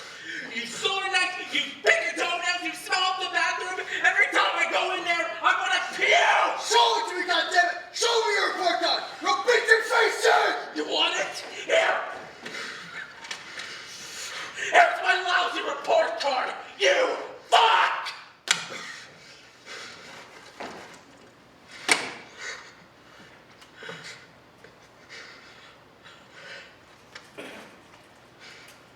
Four A's and a B. That's good. That's real good, Eugene. You're smart. I want you to go to college. I want you to be somebody someday. Because I'm not. I'm no damn good.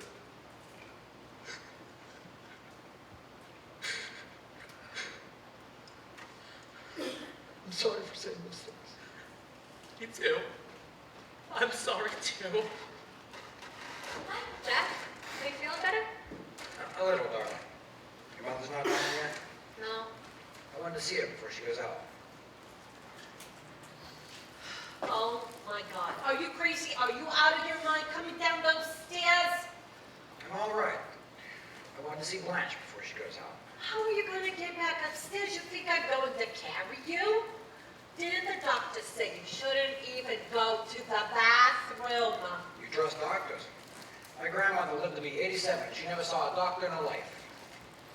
Well, she didn't have high blood pressure, and she never fainted on the subway. She used to faint 3 or 4 times a week. It runs in the family. We're fainters. Lori, darling, please go get your Uncle Jack a glass of ice water. Now? Yes, now, sweetheart. The child is pampered too much. You should make her do more work around the house. You don't get healthy laying on couches all day long. Oh no, you get healthy. Driving cabs at night after you've worked 9 hours cutting raincoats. You want to kill yourself, Jack.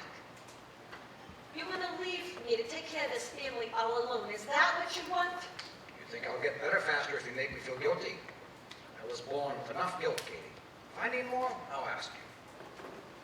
I'm sorry. You know me. I'm never happy unless I'm worrying. My family were worriers. Worriers generally marry fainters. I'm not going to leave you, I promise. If I didn't leave you for another woman, I'm certainly not going to drop dead just to leave you. What other woman? That bookkeeper, Helene? Again with Helene. You're never going to let me forget that I danced with her 2 years in a row at the Commodore Hotel. Don't tell me she's not attracted to you. I noticed it right off. What would a woman like that want with a cutter? She likes the man up front, the salesman. She's a widow. She's looking to get married. You're an attractive man, Jack. Women like you. Me, attractive. You really must think I'm dying, don't you? You don't know women like I do. Just promise me one thing. If anything ever happens between you and that Helene, you'll let me go to my grave without hearing it. I see. Now that you're worried about Helene, you're planning on dying first? I had to chop the ice. I'm all out of breath. It's good for you, darling. It's exercise. I'm going out. I won't be having dinner. I'll be out late. I have my key. Good night. Laura, don't you want to stay and see what your mother looks like? Well, I'm sure she looks beautiful. She doesn't need me to tell her. But what about Mr. Murphy? I know she wants you and Laurie to meet Mr. Murphy. He'll be here any minute. I have somebody waiting for me. I can meet Mr. Murphy some other time. I think it'd be very nice if you waited, Laura. I think your mother would be very hurt if you didn't wait to say goodbye. Well, I'm sure that's very nice advice, Uncle Jack. I know just how my mother feels. I don't think she knows how I feel. What do I do, Jack? Leave it alone. It's between Laura and Blanche. It's something they have to work out for themselves. Who does she go out with? Where does she go every night? With Larry Clearman. He takes his father's car down to the cemetery with her. What cemetery? The one where Daddy is buried. She goes to see Daddy. What am I saying? I don't want to spoil this evening for her. Jack, what are you doing down here? We have company coming. Where else would I be? I looked in your room. I got scared to death. Oh, you don't look it. You look beautiful. Oh, Blanche. Oh my God, Blanche. It's stunning. Like a movie star. Who's that movie star I like so much, Laurie? Irene Dunn. Like Irene Dunn. I think she looks like Rosalind Russell. Maybe Carol Lombard. I think she looks like Blanche. Blanche is prettier than all of them. I had such trouble with the makeup. I couldn't see my eyes to put on the mascara, so I had to put my glasses on. Then I couldn't get the mascara under the glasses. Where are your glasses? Do you have your glasses? They're in my purse. I thought I'd get them out of the restaurant to look at the menu. Oh, good. I wouldn't want you coming home saying you didn't know what he looks like. It's so good to see you up, Jack. You're feeling better then? It was nothing. I needed the rest, that's all. Besides, I wanted to meet this Murphy fella. A stranger comes in, he likes to meet another man. It makes him feel comfortable. Thanks, Jack. That's very thoughtful. Here, wear this. Don't say no. Put them on, Blanche, please. Your pearls. Your good pearls.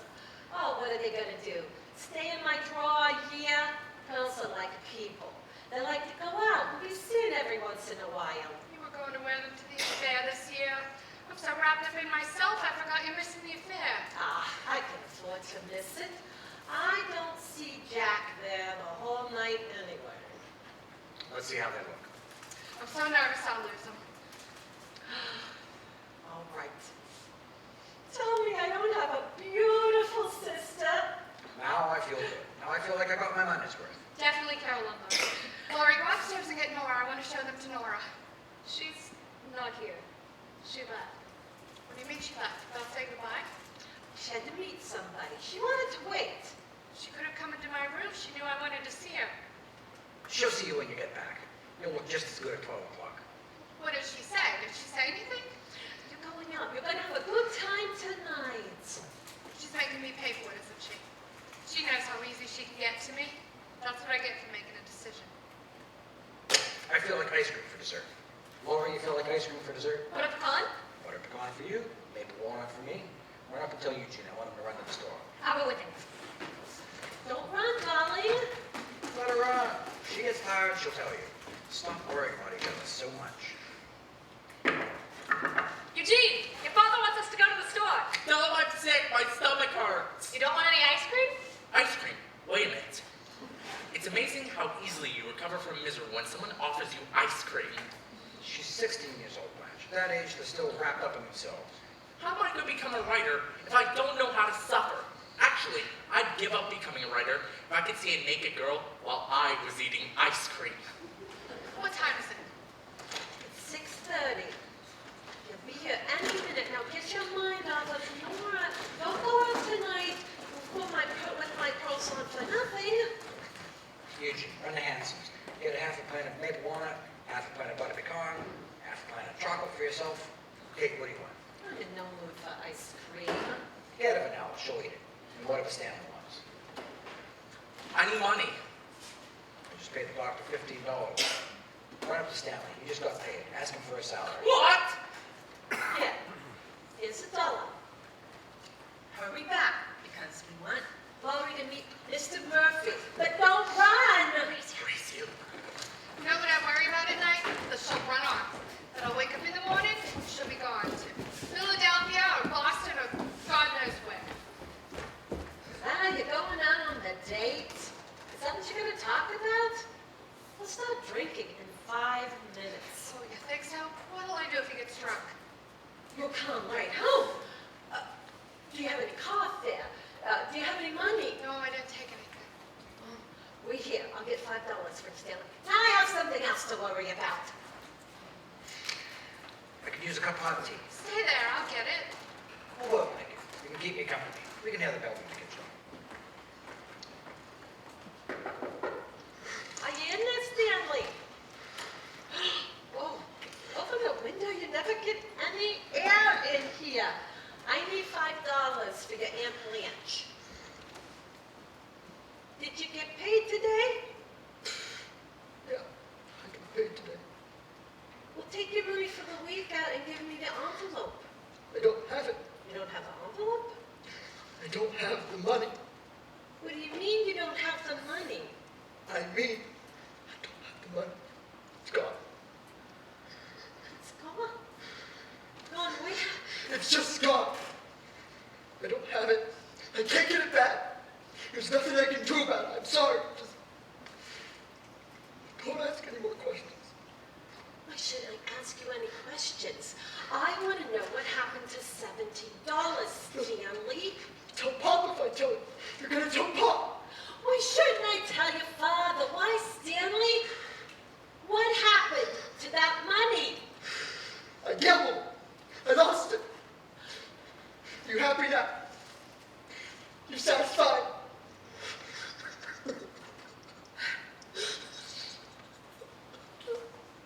I can't deal with this now. Have your Aunt Blanche get out of the house first. I have your father's health to worry about. You are going to sit in here, and you are going to make up a story. I don't care what it is. You were robbed. Someone stole the money. I don't care who, and I don't care where. And that's what you're going to tell your father. Because if you tell him the truth,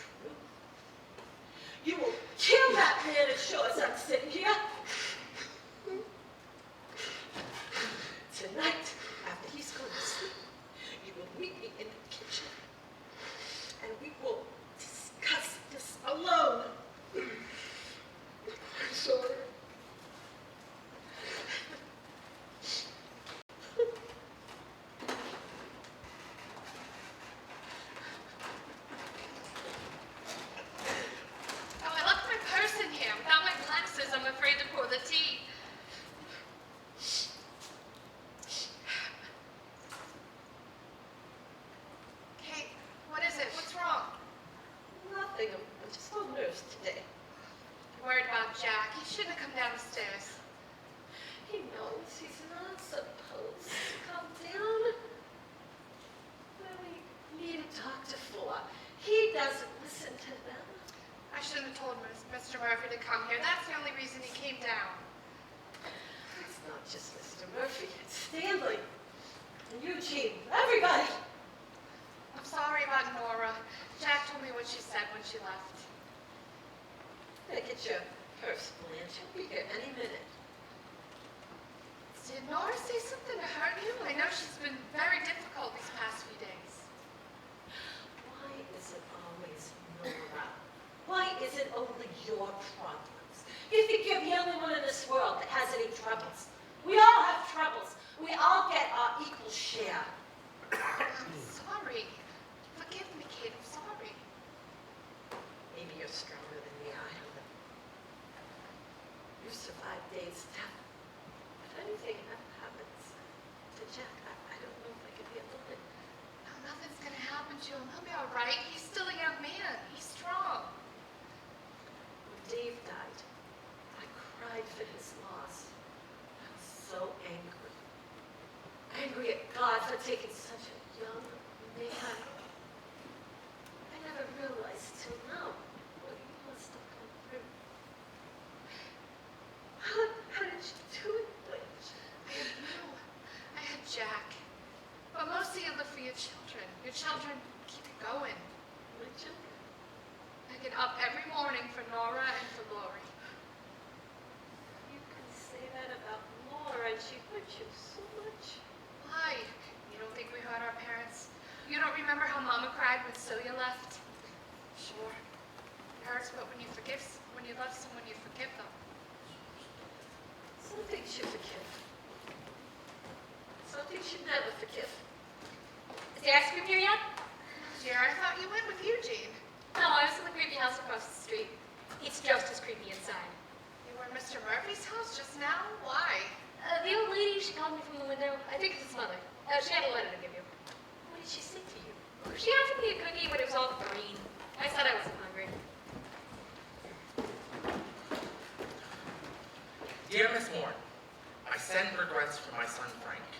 I tried to reach you earlier, then realized you had no phone. Frank will be unable to keep his dinner engagement with you this evening.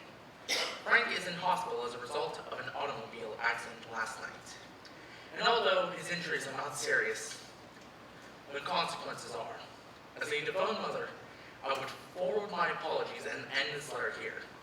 Despite all my son's faults, honesty and sincerity have never been his failings. He wanted to tell you the truth. That while driving a friend's motor car, he was the cause of the aforementioned accident, and he was intoxicated. I hope you will not think I am a doting mother when I say that my son has great many attributes, a great many. As soon as Frank can get out of his difficulties here, we plan on moving to upstate New York, where there's a clinic that can help Frank, and relatives with whom we can stay.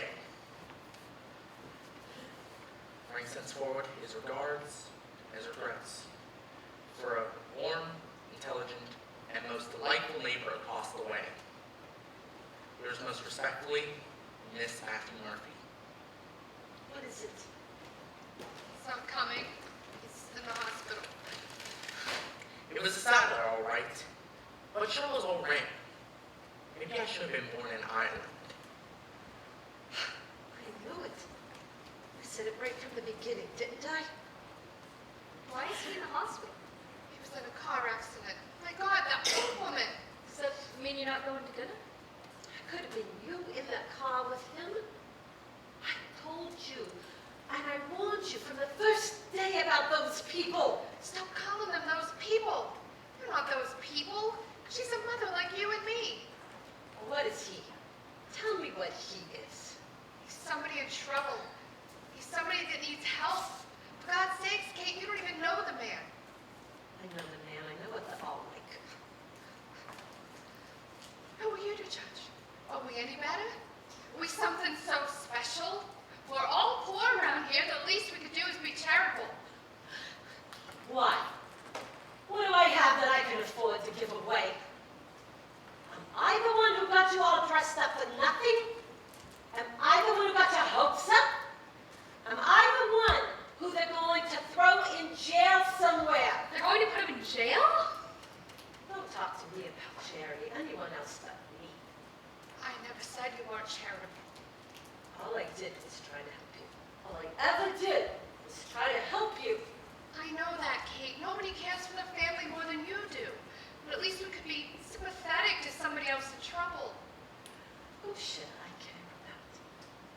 Who's watching over me? I did enough in my life for people. You know what I'm talking about. No, I don't. Say what's on your mind, Kate. What people? You! Celia! Papa when he was sick! Everybody! How many times did I take beatings for the things that you did? How many dresses did I go without? So that you could look like someone when you went out. I was the workhorse, and you were the pretty one. You have no right to talk to me like that. No right! This is all about Jack, isn't it? You're blaming me for what happened. Why is that man in there sick today? Why did a policeman have to bring him home at 2 o'clock in the morning? So your Laura could have dancing lessons? So Laura could go to the doctor every 3 weeks? Go on. Worry about your neighbor across the street, but not the one who has to be dragged home to keep a roof over your head. What's going on here? What's happening? Why didn't you ever tell me you felt that way? I was too busy taking care of everyone. What is it, Blanche? What happened? Took all these years. Took something like that letter for you to get your feelings out. I didn't need a letter. Just needed you to ask me. Lori, go upstairs, please. This conversation's not for you. The ice cream is ready. Put the ice cream in the icebox, please. I need to speak to your mother. I never spoke to the woman. They lived in that house for 3 years, and I never exchanged a word with her. What are you doing up walking around? If you're out of bed, at least sit in a chair. If I could take Nora and Lori and pack them out of this house tonight, I would do it. But I can't. I have no place to take them. Blanche, what are you talking about? Don't say such things. If you could keep the girls for a few more weeks, I would appreciate it. Until I could get a place of my own, and then I'll send for them. You're not sending for anybody. You're not going anywhere. I don't want to hear this kind of talk. Stay out of this, Jack. Let her do what she wants. I have a friend I can stay with in Manhattan Beach for a few days until I can find a job. I will do anything anybody asks me, but I will never be a burden to anyone again. Blanche, stop this. Stop it right now. What the hell's going on here, for God's sake? 2 sisters having a fight they should have had 25 years ago? If you want to get it out, Blanche, get it out. Tell her what it's like to live in a house that isn't yours. To have to depend on somebody else to put food on your plate every single night. I know what it's like because I lived that way until I was 21 years old. Tell her, Kate, what it's like to be the older sister.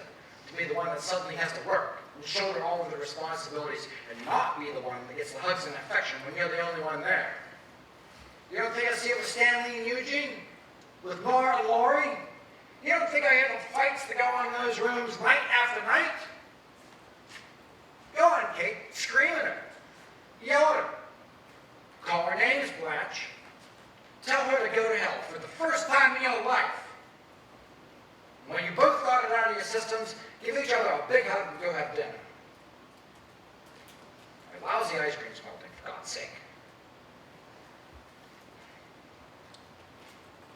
I love you both very much.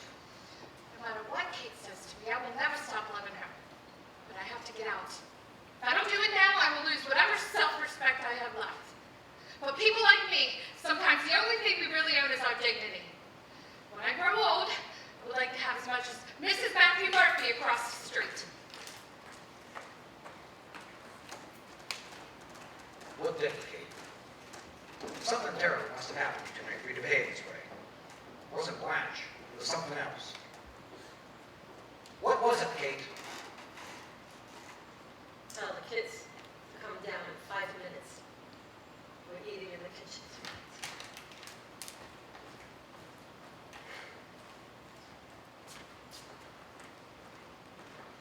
get Stanley and Lori. Dinner's in 5 minutes.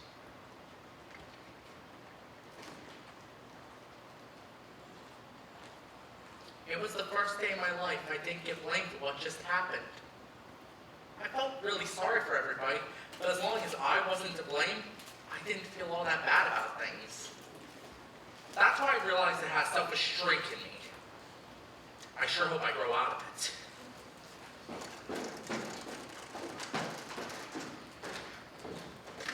Aunt Blanche is leaving. For where? To stay with someone in Manhattan Beach. She and Mom just had a big fight. She'll send for Lori and Nora when she gets a job. What did they fight about? I couldn't hear all of it. I think Mom sort of blames Aunt Blanche for Pop having to work so hard. Oh, God. Did she say anything about me? About how I lost my salary? You told her? Why did you tell her? I came up with 12 terrific lies for you. How much money do you got? Me? I've got, eh? The hell you don't. I know you have money in your cigar box. How much?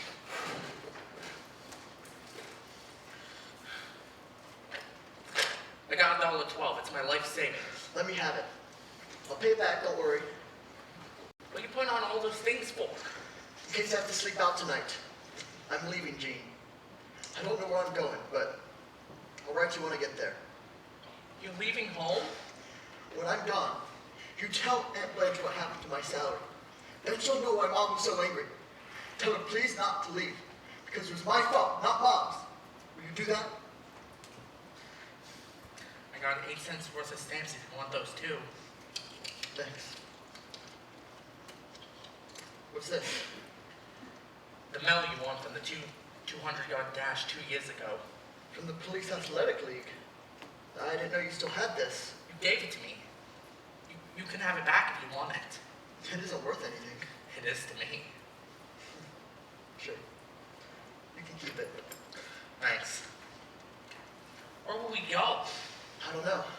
I was thinking about joining the Army. Pop says there's going to be a war soon. I could be a sergeant or something by the time it starts. Maybe if it lasts long enough.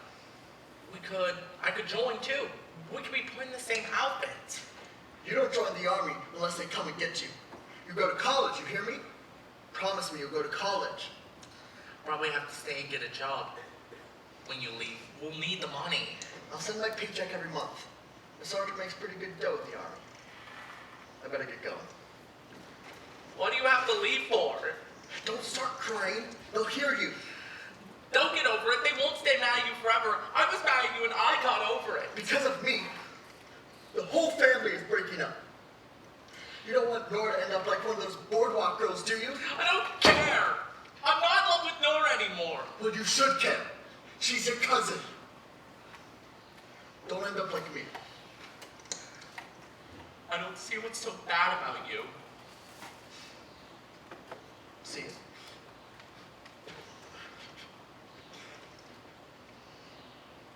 If you ever write a story about me, call me Hank. I've always liked the name Hank.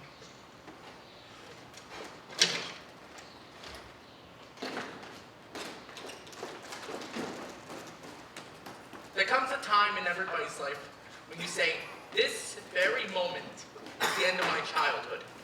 When Stanley closed that door, I knew that moment had come to me. I was scared, I was lonely, and I hated my mother and father for making them so unhappy. Even if they were right, I still hated them. I even hated Stanley a little because he left me all alone to grow up all by myself. Eugene, Laurie, it's dinner. I'm not waiting all night. And I hate her for leaving Stanley's name out when she called us for dinner. Sometimes I don't think parents realize how cruel they can be. At dinner, I tried to tell them about Stanley, but the words couldn't come out. I left the table without even having my ice cream. If it was suffering I was after, I was beginning to learn about it. It's 10 o'clock. Where's Stanley so late? Never mind, Stanley. You should have been in bed an hour ago. Why won't you tell me what happened between you and that boy? Tired, Jack. Had enough to deal with for one day. I want him to go to temple with me on Saturday. They stop going for 3 or 4 weeks. They forget their religion altogether. The house became quieter than I ever heard it before. Aunt Blanche was in her room packing. Mom and Pop were in their bedroom, and I had to talk to somebody or else I'd go crazy. I guess I didn't have much of a choice.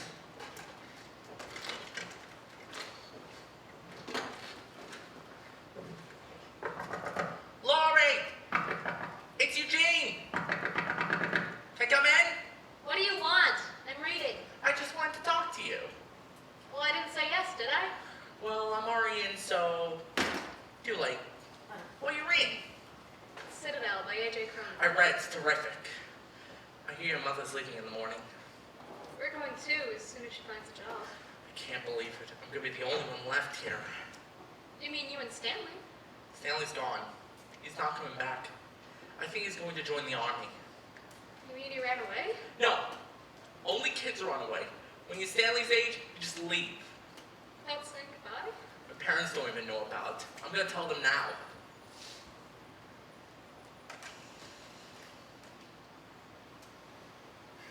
I wonder if I'll have to go to a different school. I'll have to make all new friends. I don't care. I don't have any here anyway. That's because you never leave the house. You never go out. Well, I can't because of my condition. You don't look sick to me. Do you feel sick? No, but my mother tells me I am. I don't trust parents anymore. Why would she like me? To keep you around. Once they find out Stanley's gone, they're gonna handcuff me to the bed. I don't care. I wouldn't leave my mother anyways. Even when I'm older. Even if I get married. I'll never leave my mother. Yeah? Mr. Murphy across the street never left his mother, and he ended up going to jail. None of this would have happened if my father was alive. How'd you feel when he died? I don't remember. I remember crying a lot because I saw my mother crying. I would hate if my father died. Now with Stanley gone, we would probably have to move out of this house. Well, if that happens, you could come live with us. If we all ended up living together, what's the point in breaking up now? I don't know. I have to get back to reading. You don't get too far talking to Lori. Sometimes I think the flare of her heart is really in her brain. I went to their bedroom and I broke the news about Stanley. The monumental news that their eldest son had run off, probably to get killed in France, fighting for his country. My mother said, "Go to bed. He'll be back when it gets cold out." I can't believe it. Her own son. That's why I suspected that me and Stanley were adopted.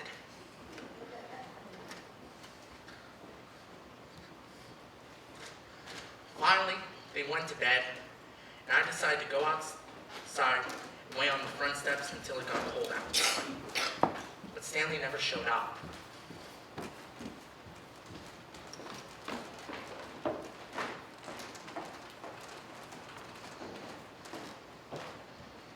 I wanted to talk to you. Now, it's late. I know it's late. I could have talked earlier if you didn't come home at 12 o'clock at night. How was your dinner? I didn't go. Mr. Murphy was in an accident. I'm sorry. Is he all right? He's got his problems like the rest of us. I was very hurt that you left without saying goodbye. I was late. Somebody was waiting for me. So was I. You knew it was important to me. Not feeling very well. You purposely left without seeing me. You've never done that before. Can we talk about this in the morning? I won't be here in the morning. Well, then tomorrow night. I'm leaving, Nora. I'm moving out in the morning. What are you talking about? Aunt Kate and I had a fight tonight. We said some terrible things to each other, things that have been bottled up since we were children. I have a friend I'm going to stay with in Manhattan Beach until I can find a job, and then I'll send for you and Laurie. I can't believe this. You mean it's all right for you to leave us, but it wasn't all right for me to leave you? I was never concerned about you leaving me. It's your future I was worrying about. It was my future. Why couldn't I have something to say about it? Maybe I was wrong. I don't know. I never made the decisions for the family. Your father always did. Everybody always took care of me. My mother, my sisters, your father, even you and Laurie. I've been a very dependent person all my life. Well, maybe that's all I'm asking for. To be independent. You earned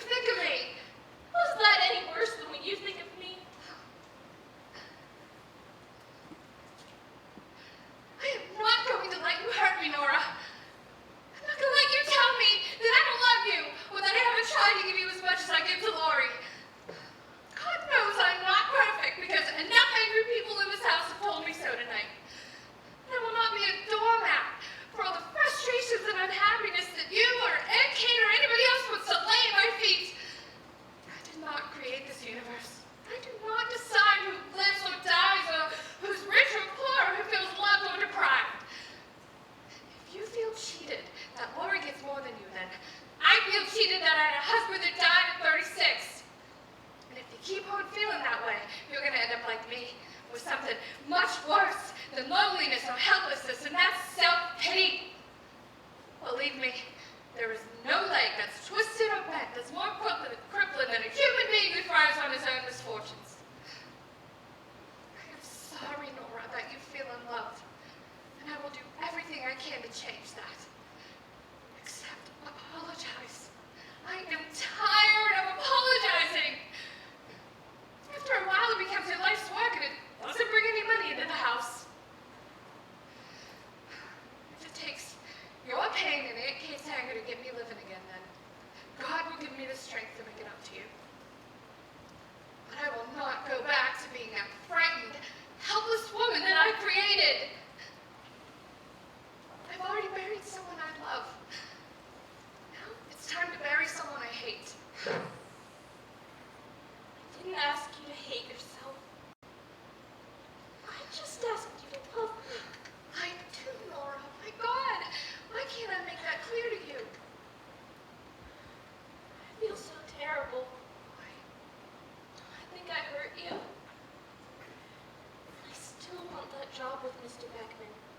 I know you do. I can't have it though, can I? How can I answer that without you feeling like I'm still depriving you? I don't know. Maybe I just did. I hope so, Nora. I pray to God it's so.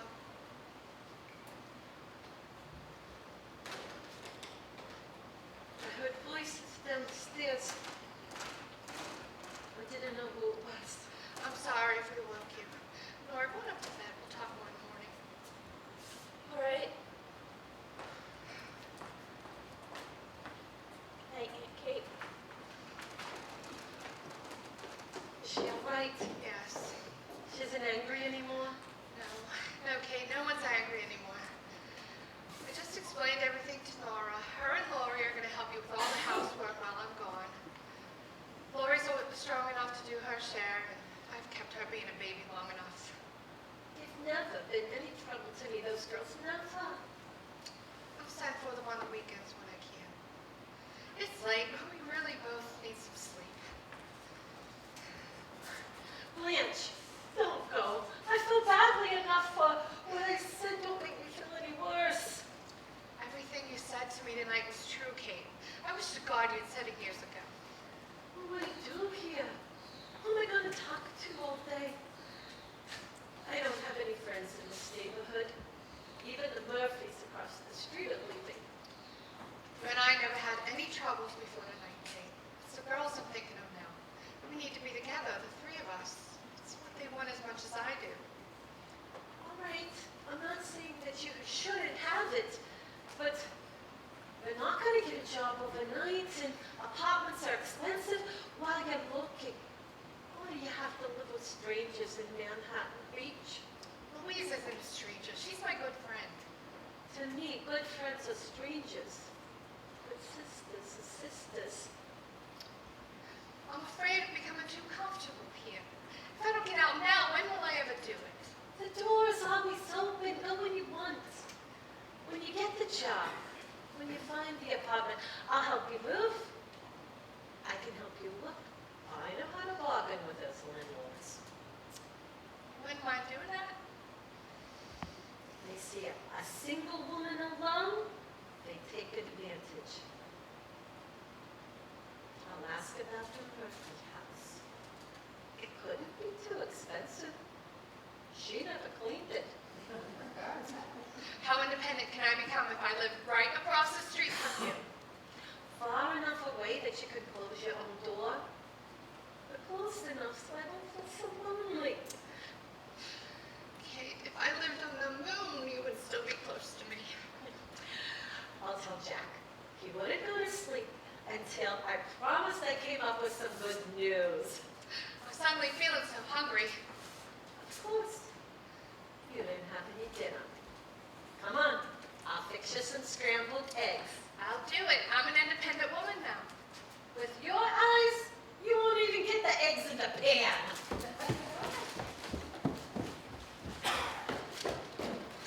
So, Aunt Blanche decided to stay until she can get a job. Nora went back to school the next morning, gave me a big smile, and her legs looked creamy white as ever. Lori was told to take out the trash, but quickly got blood in her heart, and I had to do it. Life was back to normal. Go back to Greenblatt's. I need flour. How much? A teaspoonful? Stan never came home late that night. And even though Mom didn't say anything, I knew she was plenty worried. She told Pop about the money that Stanley had lost gambling. And from the sounds coming from their room, I figured Stanley should forget about the army and try for the Foreign Legion. All of a sudden, around dinner the next night, he came back. I never was so happy to see anybody in my whole life. Hey, where's Mom and Pop? Mom's in the kitchen cooking, Pop's upstairs with his prayer book. They figured if God could bring it back, her potato pancakes would. So what happened? Did you join up? I got pretty close. I passed the physical 1, 2, 3. I knew you would. But as I was about to sign my name, I stopped cold. And I told him, sorry, maybe some other time. And I walked out. How come? I couldn't do it to Pop. He needs me more than the army does. Plus, I knew her mom said that she'd never forgive me. She didn't mean it, but if I left the family now, maybe she never would. Gee, I thought you'd be halfway to training camp by now. I'm just glad you're home anyway, Stanley. Eugene, I need a pint of sweet cream and some sugar. Stanley's home. Well, Get a 2-pound bag. I want to make a chocolate cake. A 2-pound bag from Greenblatt's? I'll need identification. You gonna stay for supper? I'll stay as long as you let me stay. Well, why shouldn't I let you stay? This is your home.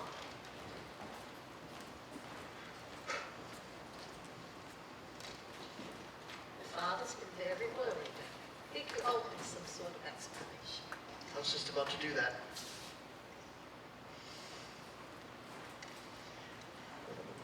Hi, Pop, how you doing? I'm sorry I didn't come home last night. I knew it was wrong, I didn't know how to tell you about the money. I know it doesn't help to say I'll never do it again, because I won't. I swear, never.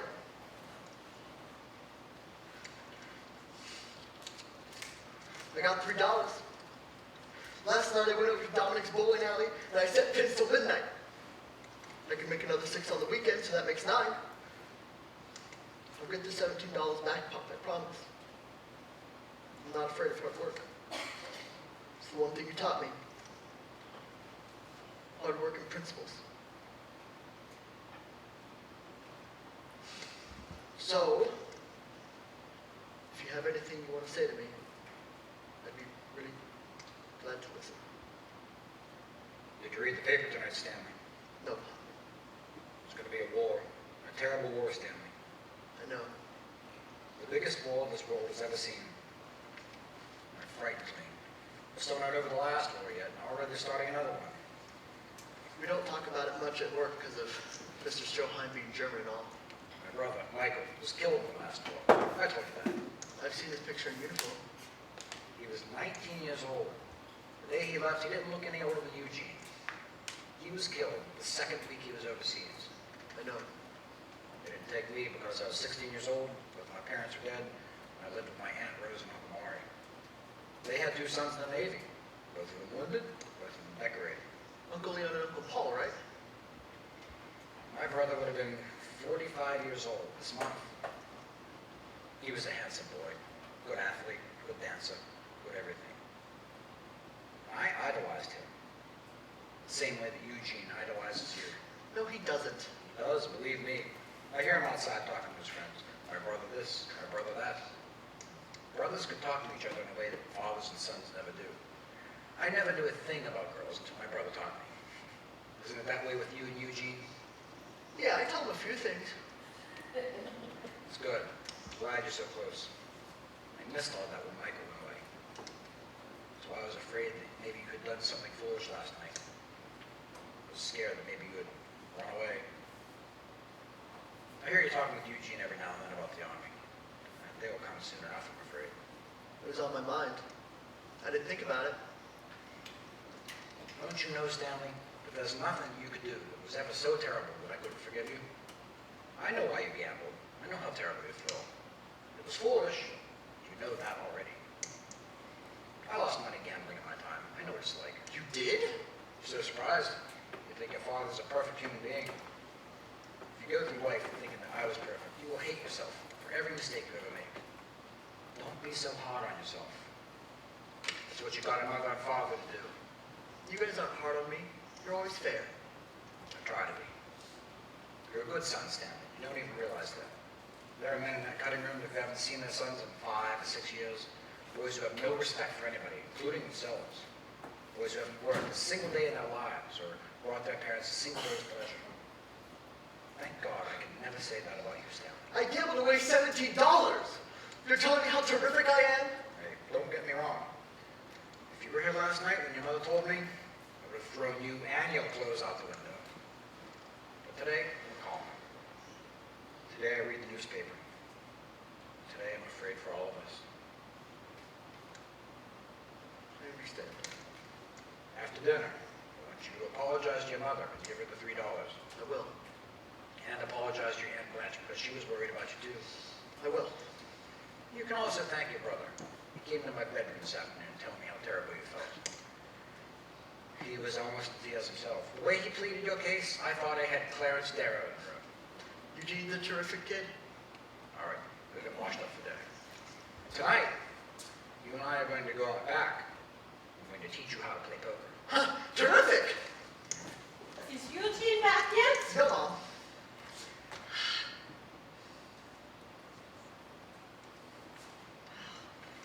You are looking so tired.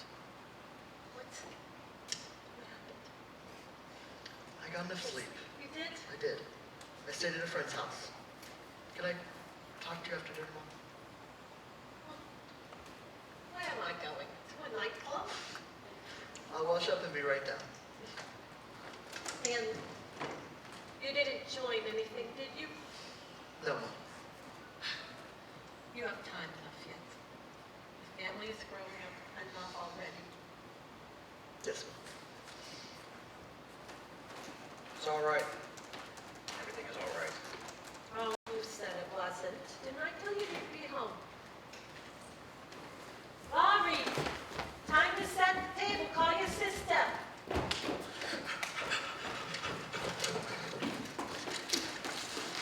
I just broke the world's record to green lights. Next year, I'm entering the grocery store Olympics. Here's some ad for you, Pop. Is that my sweet cream? Never spill a drop. The perfect run. Where's Stanley? He's upstairs getting washed up. Oh my God, I got jury duty tomorrow. You back in the family? Yeah, Terrific. Hey, you want to take a walk by the boardwalk tonight? See what's doing? I can't. I'm busy. With what? I got a poker game tonight. A poker game? Are you serious? I swear, right after dinner. I can't believe you. Swear to God, I got a poker game. You're crazy. You're genuinely crazy. If you lose, I'm not sticking up for you this time. If you don't tell anyone, I'll give you a present. What kind of present? You gonna tell? No, what kind of present? Here, it's for you. What is it? Open it slowly. Don't look. Close your eyes.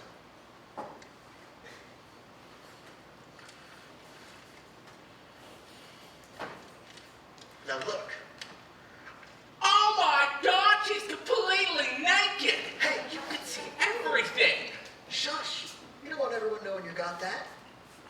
Who is she? Where'd you get this? She's French. All the women look like that in Paris. I can't believe I'm looking at this. You mean some girl actually posed for this? Just sat there and let some guy take a picture? Nora, Laurie, time for dinner. It belongs to the guy who owes me $250. He says I can keep it till he pays me back. Let him keep it. Let him keep it for a while. That's my appreciation for being a good buddy. Anytime. If you need anything, let me know. Keep it somewhere safe. Come on, we got dinner. In a minute. I'll be down in a minute. Hey, where's Kate? Stop running, you're always running. It's a letter from London. It's my cousin Shola.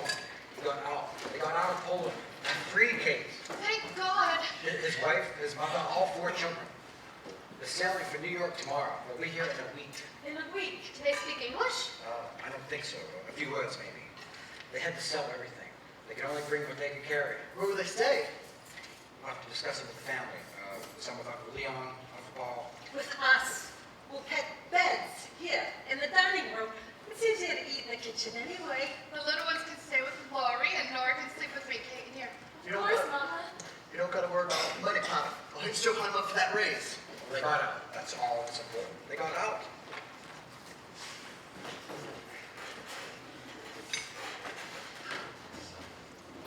Eugene, we're all waiting for you.